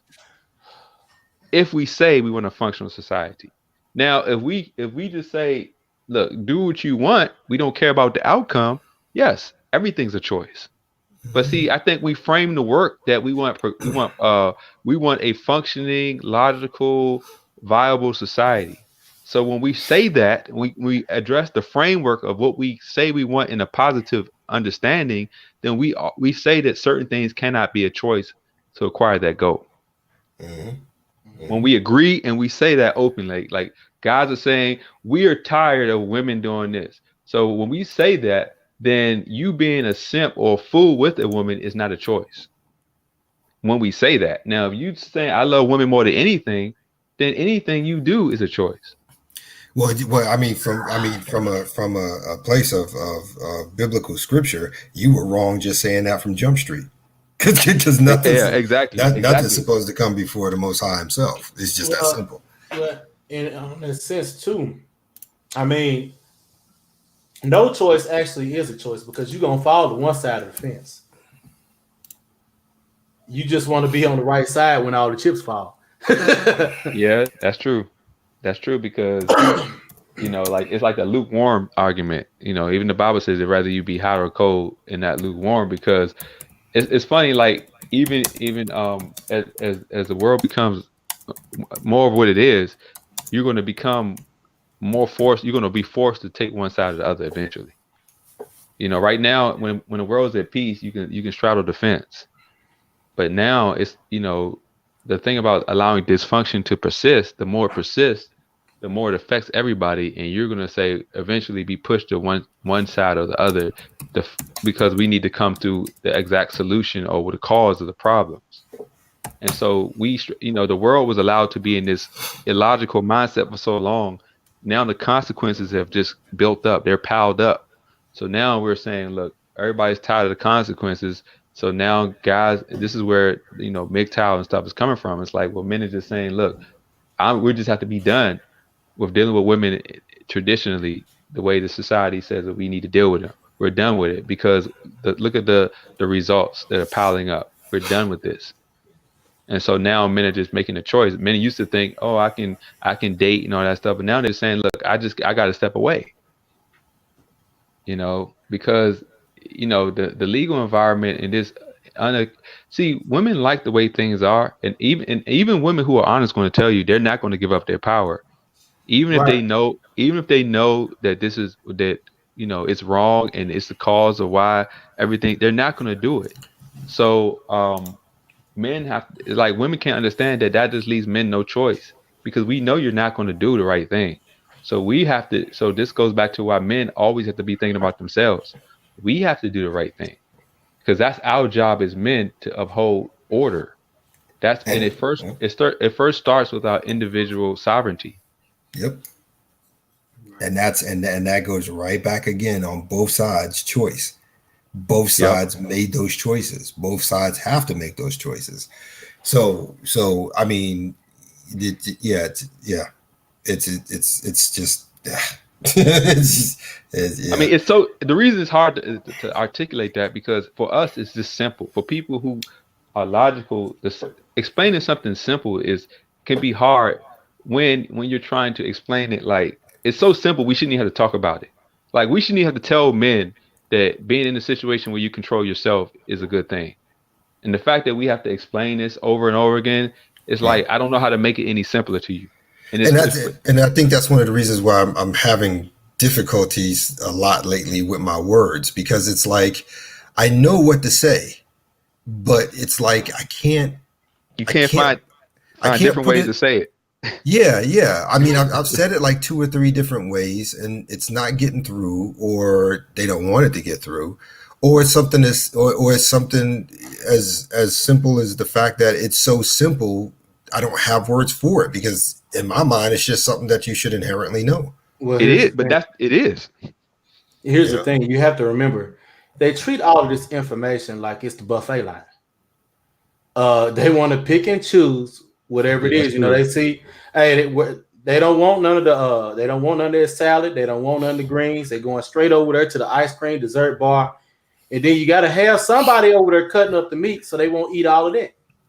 Yeah. And Right. yes, Zero, I agree with you. And I think that's where the mistake started. In society, typically choice is determined by societal pressure, which in turn is guided by the ruling government. It used to Mm-hmm. be when you worked yourself, it used to be when the groups were That's small, true. generally tribal groups, it was more decided by societal pressure in that sense. But once societies started getting bigger and governments were created, then it became something that was decided by government as a whole, as opposed to the people.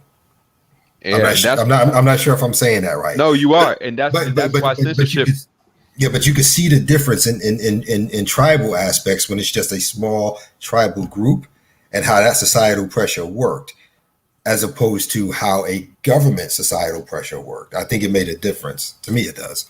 No, but that's absolutely right, and Zero's absolutely right, because that's why censorship is a big deal. Because the question always is, who determines what hate speech is? Exactly. Who Yeah. determines what that is? And like, nobody, and it's a relative thing, because it's like, if you just hate the person because it doesn't benefit personally, or you just don't like the person personally, it has nothing to do about what the person's actually saying. It has everything to do with your personal discomfort with something, like something totally unrelated. So it's like, that's kind of what he's saying about the government is spot on. Unfortunately, authority is the new truth. I mean, Exactly. and that's the problem why it's not working. That's exactly why it's not working, because whoever's in authority is determining the narrative of hate speech, what's acceptable, what's allowable, and what people should do. So, and that, yeah, I agree, but that's exactly why, we should have held on to. That's why we should have rejected as much government involvement, even though it was part of the plan. they dangled that carrot in front of women to take the feminist carrot, and they took it, but that was just a Trojan horse to drive them to depend more on government, so the government can have more overreach and more Right, but control in people's lives, because women were going to give them the government control of their bodies. That's why when they went to defeat us, they went to the government for abortion rights, which started to make our very bodies control property of the government. right, but we are, but again, like I said earlier, we have to be fair because I know what you're saying when you say women have yada yada yada, but we also have to look at both sides. Men helped them with that. Of course, it took because, a weak man. Because It took a weak man to give up power that even brought the woman to the table. right, because even the weakest man still had more power than a woman. Exactly. Yes. So they needed them to pass those laws and those rules. Of Now course. this thing Zero has up here, yeah, dude. Yeah, absolutely. People who don't have choice are by definition slaves.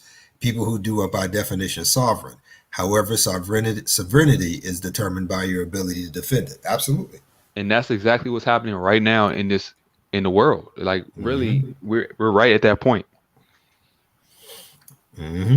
Because people are actually there's some people who it's like the whole saying, is it dangerous freedom or peaceful slavery? Now, what do you want? Do you want the government to give you this? Oh, we need to do whatever we have to do to keep you safe now, that's happening right now, which is slavery, or would you rather just let everybody take their own risk and we just do it like it's been in the past, where if I want to walk outside without a mask, let me do that. Don't force me, Right. to do it because it makes somebody else feel good. Because that's that whole relativism crap. Right. Now, this one, Zero, it's a duality that is hard to reconcile because most people would rather offload choice to have an easier life. Yeah. Okay. I don't disagree with that. But here's something to take in consideration. And I think this is important too. There is a difference between actual choice and the illusion of choice. And I think that's something important to distinguish. So.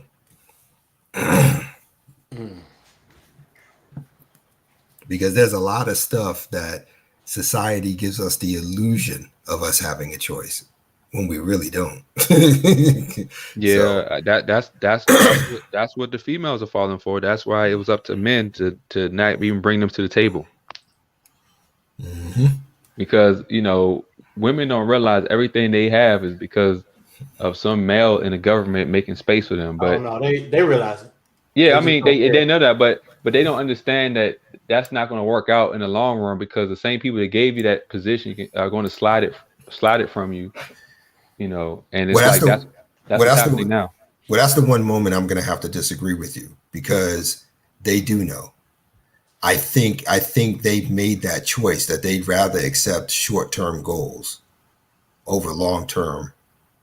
You know what I mean? Yeah, you might. Yeah, I'm pretty sure you're right, because they might not even be thinking that far. Maybe I'm giving them too much credit that they don't even think that far in advance. Like, they're very impulsive, and they're very, they just want what they want, and they're not even thinking. Like, I'm thinking as a man who thinks logically about cause and effect over a span of time, not just I want something and I don't care if it's going to benefit me in the long term. Because yeah, because that is a big thing. And yes, Zero, I agree with that. Thank you. Mm-hmm. Because that is a big difference between us, and it cannot be denied. It cannot be argued. As men, we have a tendency to think very long term in comparison to them. Okay. They have a tendency. It's always short term. It's always about immediate gratification, and it's always about desiring something that either you don't need, or it's not required, but you want it simply because. Oh, you just what they don't have. Yeah. And you just brought up a point that more men are taking on that mindset, and that's the real issue. It's not that the women are doing it. Yes. Women have always taken that mindset. The issue is more men are thinking about immediate gratification over long-term consequences. Yes. Well, and I've said that, and I always say that female frame. I always say that. Well, I mean, what did you expect to happen once they got power? They were going to push. They were going to push that power. They were going to push that onto the men, onto the boys once they got that power. And Right, right. the other problem is these old ass niggas lying about the truth. Yep, there you go. The line about it because Yep. they still want to be looked into the eyes of being accepted by women. And, Yes. and what does that come down to? Exactly what I said earlier: fear. Yep. Because the fear is women will not accept them if they don't. The fear is they'll never be able to get pussy if they don't. It always comes back to fear. That's why I said it earlier. It never fails. It never fails. The same way Zero says pussy's undefeated, it always comes back to fear. Period. Because there's no other reason to submit yourself to those sorts of things unless it's because of that. The fear of losing something, the fear of not getting something, the fear of being found out, whatever you want to call it, but fear always plays a part in this. Yeah. Yeah, see, this is why I like these Yeah. conversations, man. Like all y'all brothers are real. I mean, like that whole iron sharpens iron, man. You talk around, you have a conversation, especially one that gets really philosophical and deep with brothers who, everybody is like has something to add. It's good, man. Y'all give me a lot to think about. So I'm grateful. Yeah, man, it's always a good day. Always a good day. You know? But see, these are the kind of the topics that, like this whole thing about men, like you said, we have given women the space. Just like on men on a personal level, you give the woman the space in your life to ruin it. You have to give her Yes. that space. Yeah, you have to. You have, and not just give it to her. You have to willingly do it. It's not even like she came in and fought you for it. You know what I Exactly. mean? You have to willingly give it to her. That And means that's you made a choice. and that's why And men what need to was that? start And what was that choice based on? Fear. fear. Yep. Fear is an emotion. Yep, you're right. Yeah. Yep. Yeah. Fear is a very powerful emotion. It gets people to move mountains. Yep. And throw it right on the top of them, on the top of And Yeah. themselves. and what makes it so bad is that the fear flips. You see what I'm saying? Because the initial fear is that you are going to willingly submit to someone you shouldn't because you Mhm. just want to keep them around. But once you have them, now the fear flips to the opposite end where you're afraid to let them go because you know they're going to take everything you have. They're going to ruin everything you've built. They're going to take your children, your money, your house, your cars, whatever. You see what I'm saying? You're literally putting yourself in a lifetime of fear. Your only hope, is that she dies before you. And Yep. the other thing is too to consider the fact that usually the only way I've seen to override fear the best way is through pain. Pain Yep. makes mountains move too. So It's the greatest. Yo, pain has been the greatest teacher in history. yes. And I would challenge anybody to say different. I agree. That's why I don't complain about um, all my adversity because it had a lot to do with who I am today. If I didn't suffer, if I didn't go through things, like some people when they make a bad choice, that first choice is their last choice because they're dead. Yep. So pain is a wake up call when you don't want to wake up. And some of us needed pain to wake up because our next choice could have been our last choice. And that pain woke you up and you circumvented what could have been your imminent death. Mm-hmm. Yep. Yeah. And see, that's why I don't like the healthcare system because the healthcare system does is it treats symptoms. Symptoms are your body's way of telling you that you need to change your lifestyle, your diet, the way of living. But instead of that, they go to doctors who give them pharmaceuticals who turn off the pain signaling and just work Cover up. on, yeah, and so they just, oh, the pain is gone, but the illness still persists. Right. The root cause still persists. And so, okay, you got rid of a headache, but then the next day you died of a heart attack. And that's the problem because modern medicine is more concerned about dealing with the effect than studying the cause. Yep. In addition to not studying the cause, they're not paying attention to prevention. Yep. And it must be a concept because that comes down to how men look at women. It's like they're just thinking about sex, but they're not thinking about the position they put themselves in to get it. Yeah, because and that's something I used to tell a lot of brothers back in the day too. If you look at the initial meeting between a man and a woman, there are only two things that happen. Only two. A woman will look at that man up and down, from his shoes to his nails to his watch to the way he's dressed, his hair, his beard, whatever have you may, because she's looking at every aspect of what she can get out of him and how much she can change him. That's her goal, to change him. Yep. While a guy looks at a woman and he looks her up and down, not at her clothes, not at her hair, just her ass, her tits, and her lips. Let's be real. Because his theory is how many kids can I pump out of her, and is she going to be able to still stay looking this way after?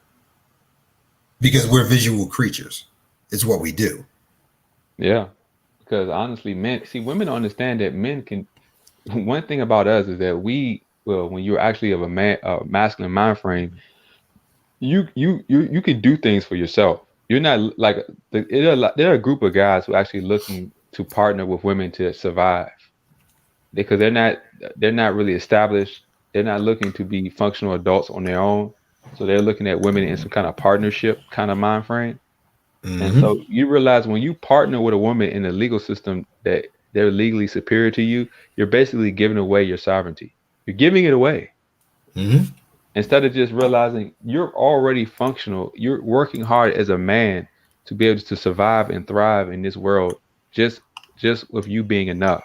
So a woman, only way a woman can come in your presence is that she is already admitting to want to be a part of what you're doing.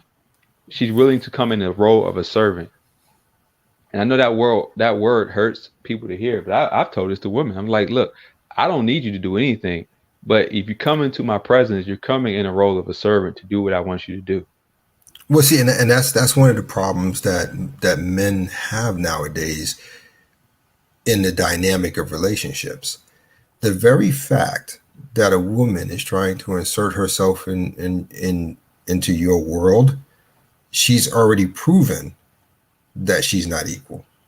She's already proven that she needs to be subservient. She's already proven she needs to be submissive. That's why I said her game plan is to figure out when she sees you if she can change you, because she already knows she needs you. That's the whole reason she quote unquote chose you. Yeah, as much as I hate that phrase, but the question, but after that, it becomes this. How easy are you to be manipulated? That's why they have shit tests. Yeah, and that's why they shit test you before you get married. And institutionalized marriage just makes women a symbiotic parasite to your life. Absolutely. That's what it does. I mean, they become a part of you, but they start to eat at you while they are part of you. And what makes it worse is that even if you got rid of them afterwards, they're still feeding off you.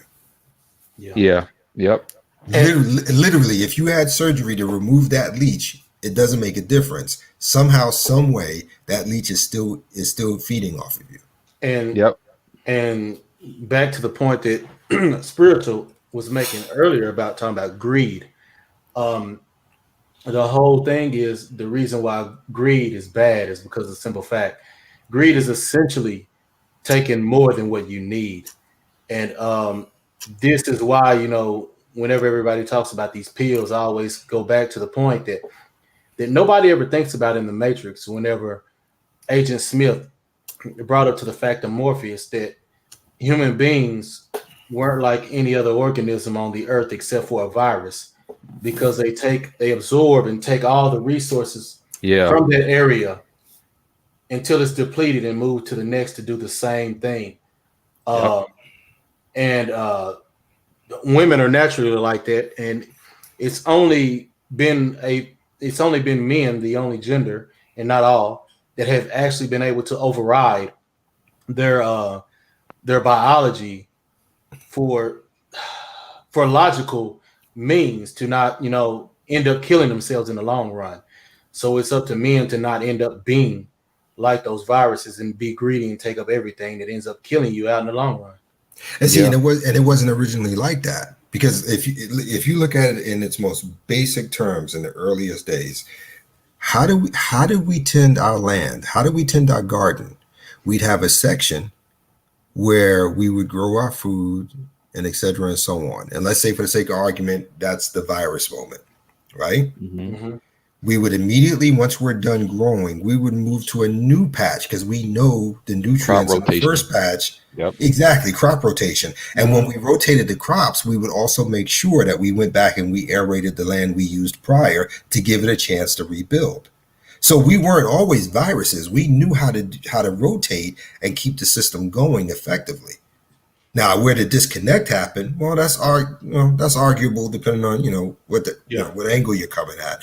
But I get what you're saying about the virus thing. It's just that we weren't originally that way, And it's weird, studying history, whether it be secular or scriptural, both show that we were never like that. So it's weird to see that have that knowledge in your head, but still watch people do what they do, and that's always been the argument. History repeats itself. Yeah. Well, I'll be curious to know when the first man allowed a woman to gain any real power. Like, when was the first? Adam and Eve. that could be Adam and Eve. Yeah, Adam and Eve. But I mean from like a that ultimately is. But I mean like from a governmental like level. Like when there was a civilization where women assumed the throne. Was that Cleopatra or something? What was that? Oh, you mean, okay, an actual woman in charge. Like in terms of having like a governmental... An entire empire or government or yeah, something like that. Where they started to come at the table where it was only men previously, but then they started getting that institutionalized power. I don't know, because Rome had their moments as well. Yeah, and they were very effeminate and they were very weird. Like they did a lot of crazy. And regardless of however many people ran the Senate or with Caesar or whatever, there's a lot of stories of those women in there running it. So I mean, even the Bible talks about Jezebel and King Ahab, and how he was so weak he let that woman manipulate him to get to the kingdom and stuff. And correct me if I'm wrong, but the story of the Maccabees happened prior to that, didn't it? Yeah. So you have the female who used her abilities to get in and kill the king. Yeah, and this is the point. The point is, it's always when men are weak. I'm saying, like, I mean, I know dudes want to complain about women, but the weakness, it starts in us as men. Yeah. And that's what I was saying earlier. We got to take our hits for that. We got to take our L's. And I'm sorry, who was it that got played by his father-in-law that he ended up taking the sister before he took the actual one he wanted? Shoot, I can't think of off my head. I think I know what you're talking about. Rebecca, and I think she was Rebecca and somebody else. Now, what happened? No, what you're thinking about with Rebecca? She played her father and took that idol of the gods that they worshiped from her father at that time, because Jacob, he didn't realize was it Jacob. Okay, because what I'm remembering is this. Isaac, no, it was Isaac. He went to work for the father in exchange for his daughter's hand in marriage. Then after he finished working, the father forced him to marry the other daughter first because she was older, and he pawned her off on him, and then made him work another additional year or whatever it is to get the one he did want. Yeah. I mean, I know the story. I just can't remember who it was. And then that's whenever Rebecca took that idol from him. Yeah. And I think that was Isaac, wasn't it? Yeah. Isaac was her father. I mean, not her father. Bethel, something. I got to brush up on this stuff. Yeah, man. I'm trying to remember. All these names are running together.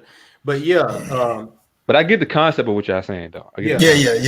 So the point I was trying to make is that, again, that's that situation where, again, as men, we allow it to happen. Because realistically speaking, his response should have been, you know what, that was foul, and I'm not taking either one of them. Peace out. Yeah. And that should have been his answer. It really should have been. And see, this is why I hate the game argument, because the game argument is exactly you playing a weak position. It's you caring more about how she feels about you than you feel about your own life. Jacob, Jacob and Lamont. Oh, yeah, thank you, Sigma. Yeah. I figured it was Jacob. I just didn't want to say it without being I don't know absolutely why I sure. went to Isaac, but yeah, that's right. It was. But I mean, think about that story right across the board. You got an older brother playing a younger brother right out the gate, out the gate, right out the damn gate. Yeah. Then you get pawned off with an old hole. Marco. I mean, think about it. We're literally translating old time stories to modern day analogies. Oh yeah, it applies. You know what I'm saying? And the rest will go from there. Play the brother out of his money because he made him work for all that for nothing. And then got double it because he went back to work again to get the other one.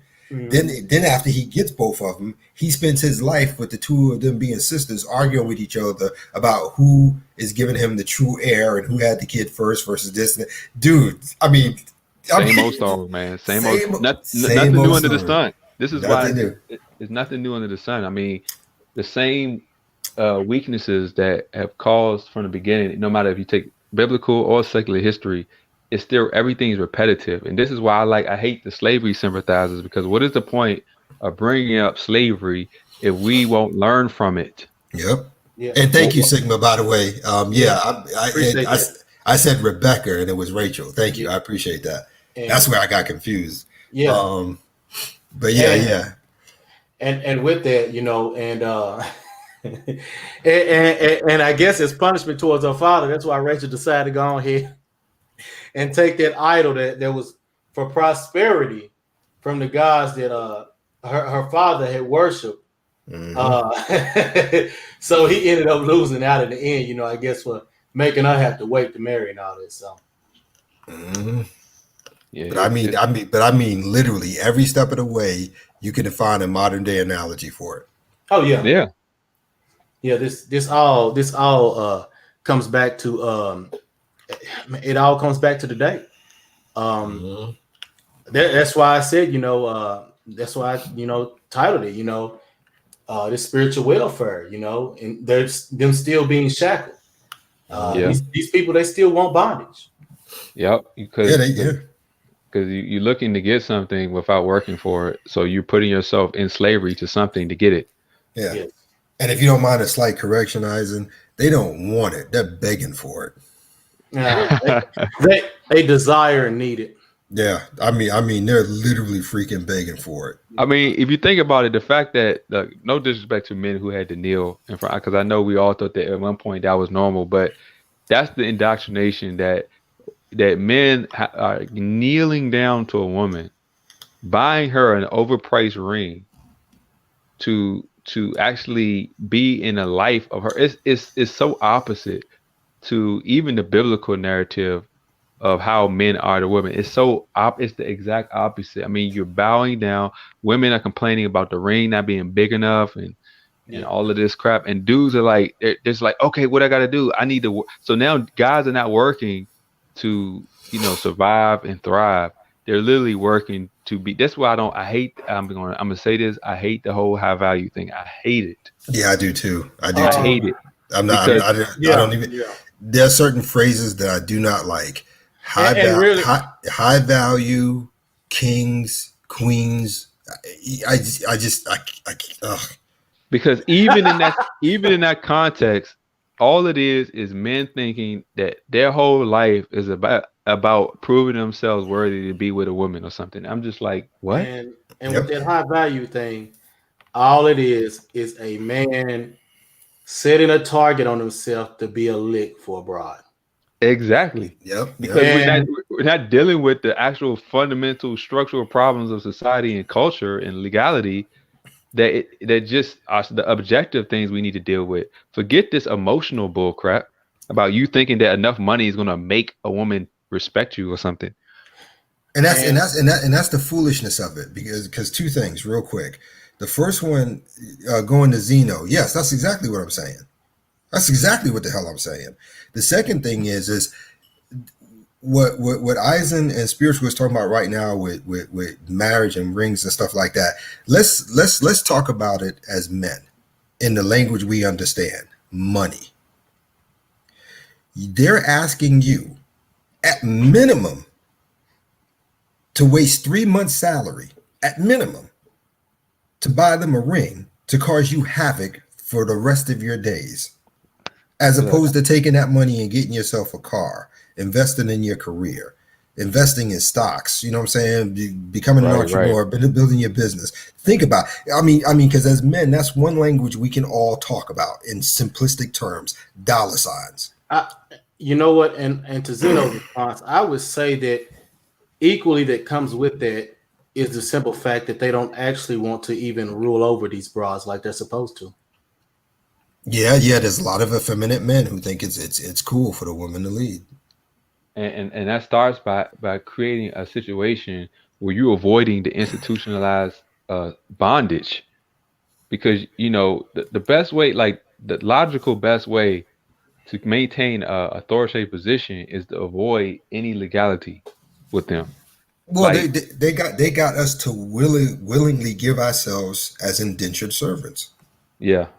Like people get so caught up on the emotion of marriage, of the emotion of the word married, or the emotion of the word relationship, or the emotion of the words, oh, we live together, or the emotion of, oh, we have children. And I get that. I mean, look, that's something that, as a man, as you get older, your desire, you do think about having children. But the reality is, we just don't have the world, the culture, or the society that makes that a good deal for me. Right. I'm just gonna be real. Like, Well, I'm not against it. I just know the reality of it.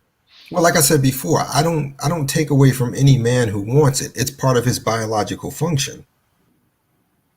I mean, it is what it is. It's Exactly. we're biologically geared to procreate and Yep. to find and the same way it's their job to find the tall biggest dude yada yada for protection and resources. It's our biological function as well to find a woman who fits the genes, the specifications we want to pass on genes Right. in conjunction with us. We all work off the same biological function. We do. All I'm saying is that you cannot exist in that frame inside of a society that does not recognize it. Yeah, and I think that, as women hate that stat. Not that I care that they hate it, but that whole stat that there are more men who are single and childless. And I think that if that continues to grow, the reason that these females are getting bent out of shape now, because more men are divesting out of their little plans. They're divesting out of their manipulative tactics. Oh, what they're mad about? Well, what they're mad about is I mean, you're right, but here's they were upset before when men started opting out. But see, here's the issue: Right. it was white men.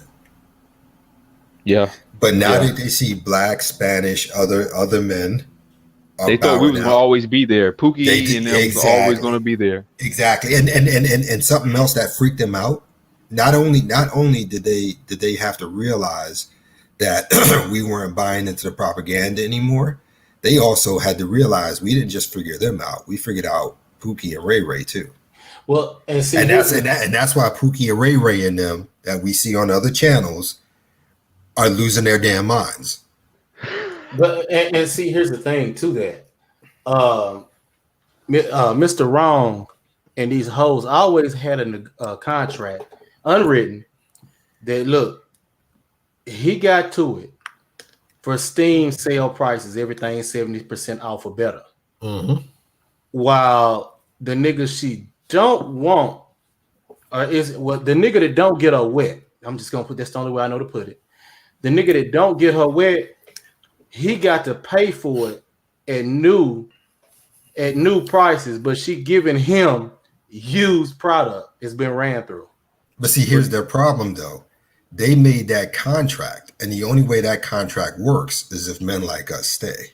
Right. That's and why. And that's why they're pissed, because we figured out the contract. We figured now out Mr. who Wrong both of them got. are. He And can't now, he can't get a exactly. discount. He can't Hey, get but the look, discount no more. I'm gonna give y'all one more. Women create this they pushing for this slut culture, this whole culture, because they actually want both men available at the same time. Mhm. Like, if you notice that women want the sexual freedom to sleep with a bunch of guys, but they want the provider guy to be there either during or after they finish. So they want all the guys to be available to them while they're doing, like, they want to be able to sleep with the guy they want, that's not going to be able to take care of them or don't want to take care of them, while having the guy they don't want to be there in case they fall. So they want a security blanket Exactly. always there for them while they deal. That's why they have sexual freedom.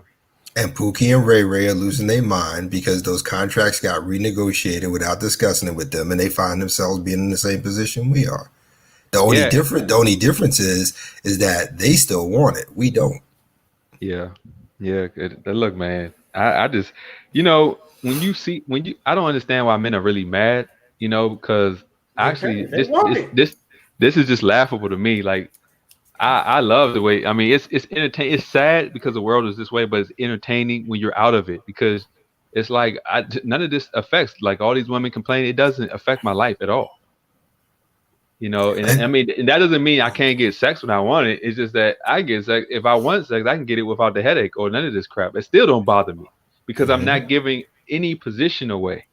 Yep. Well, And as it goes to zero with the thing about the sexual freedom is true freedom, ask an escort. That's why I said what I did before. I used to use escorts. I used to explain to people it's not about paying for sex. It's about paying her to leave. There's peace of mind in that.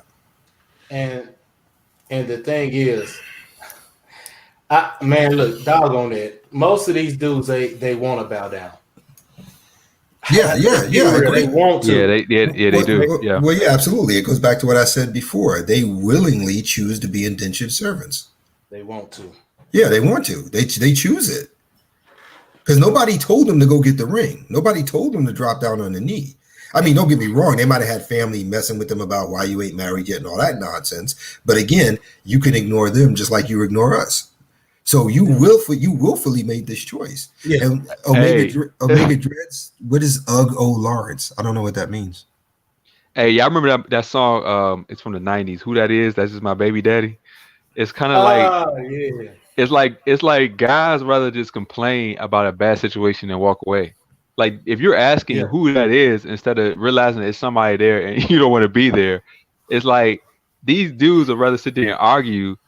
Like, we know they negotiate, but they rather argue with a woman who's actively disrespecting them than just walk away. Yeah, true. Yeah, like I said, they choose it, and it's a variety of reasons. It's brainwashing. It's fear, like I said, of not having access. It's fear not just of not having access, but not having in-house. You know, I mean, the list goes on and on. You know what I'm saying? It's the fact that society puts pressure on them that this is what they supposed to do. You know, the list goes on and on and on and on. And I think the one thing is, this is the shit that they buy into right here. They actually think if they do this shit, well, they actually think and they care that if they do this shit, it's gonna make the broad happy. Yeah, that's exactly what marriage is about. Women are using their pussy to get dudes to give up their sovereignty in the home that's controlled by a legal system. But that goes back to what we said before. By doing that, they are now worshiping it, which is what they're not supposed to do. That's and that's it right there. Because when you make something the focus of only trying to make it happy, you are worshiping it. Period. End of story. There's no dancing around that. You can come up with any argument. There's no dancing around that, because you have made it / them the priority of your existence. That's worship. Hey, and Paul alluded to this in 1 Corinthians chapter 7. Yes, he did. Yes, he did. Yes, he absolutely did. He said, "I'd rather you would like me, but I recognize all can't have this gift." right. And in addition to that, which I've also said on numerous occasions, pay close attention to what he told each one. Yes. He told the men to love their wives. He told the women to respect their husbands, because he knows they are not capable of true love, because true love requires sacrifice. And keep in mind, this was still in a system where men had legal authority. It wasn't even in like what we have now. Exactly. Zero food worshiping it is recognizing the gift you've been given. Yeah, I see that. This is what I say. Being she's a lesser, me allowing her to be in my world is the true gift. My presence is her true gift by allowing that. So she should she I should mean, be thankful of that. And But they that, know I mean, and they know this. That's why they want to be around us. They need the energy we provide. it's so simple that if it's frustrating to have to tell this to. I get younger guys who've been indoctrinated by mama and grandma and stuff, but it's frustrating to deal with this with guys who actually have like, okay, when Lived you long become enough an to see it. yeah, when you become an adult, most of us have real world, like we've been in relationships or marriages where we know objectively why this is wrong. It's not like a Mhm. child who hasn't grown up and actually interacted. We've actually interacted, had terrible experiences, and guys will still override that. yeah. Yeah, well, like I said before, I did it because after the first marriage, I shouldn't have done it again. But I got the same old shaming tactics and language. Well, you just didn't know how to choose right. Well, Yeah. in fairness, You know what I'm saying? You don't know but how to in vet. You fairness know? to you, but in fairness to you, you know, 20, 30 years ago, it wasn't as obvious as it is now. It Well, was that's still true. bad, but it was like a society has gotten so much worse in such a fast hurry. Till 20, 30 years ago, a lot of people would thought it was, oh, maybe it's still possible. But Yeah, now when and you that's what look I at, thought. Yeah, I mean, you look up now, you get women now talking about I'm a proud single mother, and men ain't shit. I mean, you got slut shaming. Don't call me a slut. If you looking at all, I didn't yeah, have all that. if Yeah, you looking at all of this, and women are basically telling you how they finesse. I mean, social media has opened up the women are so niggas Oh, are. now. Let me say this: niggas are so stupid, and I'm gonna put this on men. Niggas are so stupid that women are celebrating how they play these dudes, and these dudes are Yes. yep, still begging to Yes. be a part of these women's lives. that's true. That's true. That's true. They, Because my current marriage is like what 26 years. So Yeah, I yeah, mean, it's a different that's how. world, Yeah, man. yeah, it's totally different world. Totally different world. I mean, but yeah. it was still a mess, but it wasn't like in our face. Like the indoctrination worked much better then. So yeah, because I mean it's been going on forever. So the difference is just the boldness that they have now, Yeah. and the men willing to accept it. I mean, yeah, you got females literally telling niggas, look, if you ain't paying if you ain't paying the bill, we can't even meet. Yeah, and that's why What? I disagree with what Zeno just said. And yes, that's happened. That's happened. But I disagree with you, Zeno, on that. He said so. That's why you set up the requirements, and they can't be with you unless she accepts those requirements. Now, I don't disagree with you because you're wrong. I disagree with you because the current system we live in doesn't make that viable. Possible. We can Exactly. Exactly. talk we can talk about standards all we want to. We can talk about having her go through a checklist, but she's only playing you long enough to get in so she can be there long enough to take from you. Like I Yep. Legally. said, like I said, Legally. you can yeah, you could literally have a unicorn. That's not the problem. The problem is that the way this current situation and laws are set up, if she wakes up one morning just for the hell of it and say I'm out, there's not a damn thing you can do, and she'll walk away with everything. That's the problem. And my response to the literally you can have a unicorn, you must be in a damn cartoon. Well, yeah, I was just using that. Yeah, I know. I was just using that to make a point. But like I said, she could be perfect. She could be a unicorn. Whatever. It doesn't make a difference. The fact of the matter is that they have the option to make that choice for whatever reason, because that's the whole point of no fault divorces. Yes. And Yeah, literally that's true. and literally take everything you had. Just because on Monday she wanted to do something, you said no, not today. Let's do it on another day. Like on Monday, I want to do this today. No, let's save it till Friday because I got to get this work done. And on Wednesday, she's already got a lawyer lined up and the paperwork's ready.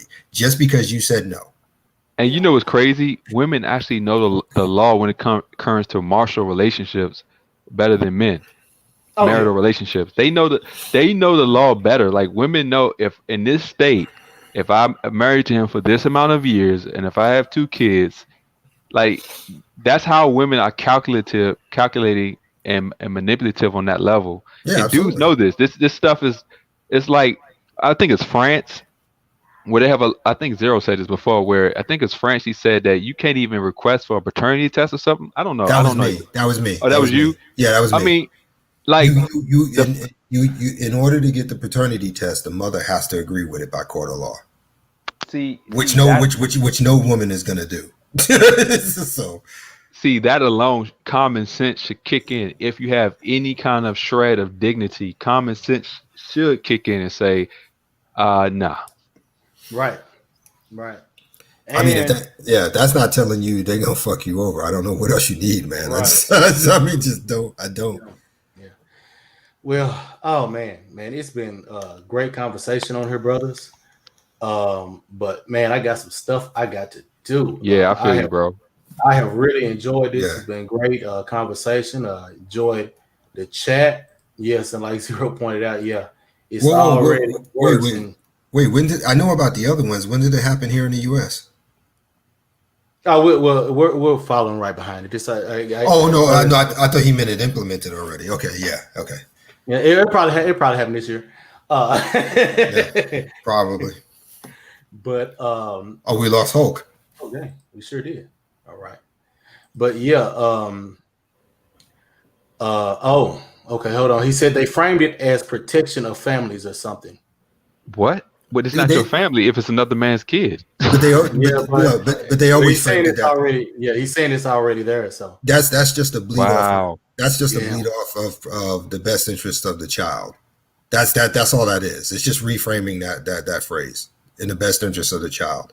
In So other words, I'd rather force the child to have a father, even whether he likes it or not, because that's just in the best interest of the child. And what's that about? Getting resources. he That's said in all. the U.S. it's the same as the UK protection of families. Mm, So it's the same thing, just worded a different way. Got it? yeah. Mm. Well, all right. Wow. Yeah. All right, Isaac, man. Thanks for having me up. Salute Oh, Lawrence, Aegon, yeah. everybody else, man. I appreciate it. Yeah. Thank you. Thank you for Thanks being for up. having me up, man. Thank you. I appreciate it. Yeah. Appreciate you too. Yep. It was great having you guys. Great talking, man. Yeah. It was. Good day, man. Thank you. Oh yeah. Conversation. No problem, man. I always enjoy these conversations. Yep. Best interest of the child guidelines. Yep. Yeah. That's what I thought it was. Mm-hmm. Gotcha. That's always their go-to answer, man. Yeah. Whether it be not having approved paternity, whether it's taking money, and it's just a hustle to get more money. That's all it is. Oh yeah. Exactly. And not just for the mother, but for the system itself. So Yes. Yeah. Because somebody got to sponsor these hoes, as Zero says. yeah. Well, like you said, sponsorship. Yeah. That's what it is. And now you're sponsoring her and the kid. So And whatever. everybody else too. Mm-hmm. But I'm sorry, I don't want to go on more you because I know good. you said you got to go. Yeah. But Yeah. thank you for having me. I appreciate it. This was a great conversation, man, as always. Yes. And shout out to the chat, man. Zero always coming in tight. Yeah. Always. Yeah. Thanks, Zero. I know you I have been probably with your kid, probably with your clone having some time there, but I always appreciate the responses and the insight from the chat. It's always needed because you can't buy out feminism. They own up all the money, Zeno. You can't buy them out. They buy out everything. Yep. And that's yes, correct. like Zero said, that's right. Family court is under different jurisdiction powers, so they don't have to follow the letter of the law. They can just make up shit, i.e., prenups or toilet paper. Exactly. That's correct. That is correct. As a matter of fact, the game plan now is if you come in with a prenup, the first thing her lawyer is going to say is that it was done under duress and threat of not getting married. Yeah. Yep. Exactly.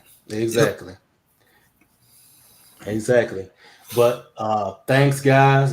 Thanks for all the great. Oh, okay. He on zero time now. Oh, he probably about to start something. Okay. But yeah, that's all I got right now. Thanks for coming out, and we'll do this again. Appreciate y'all, and thanks to my new subscribers. Peace, everybody.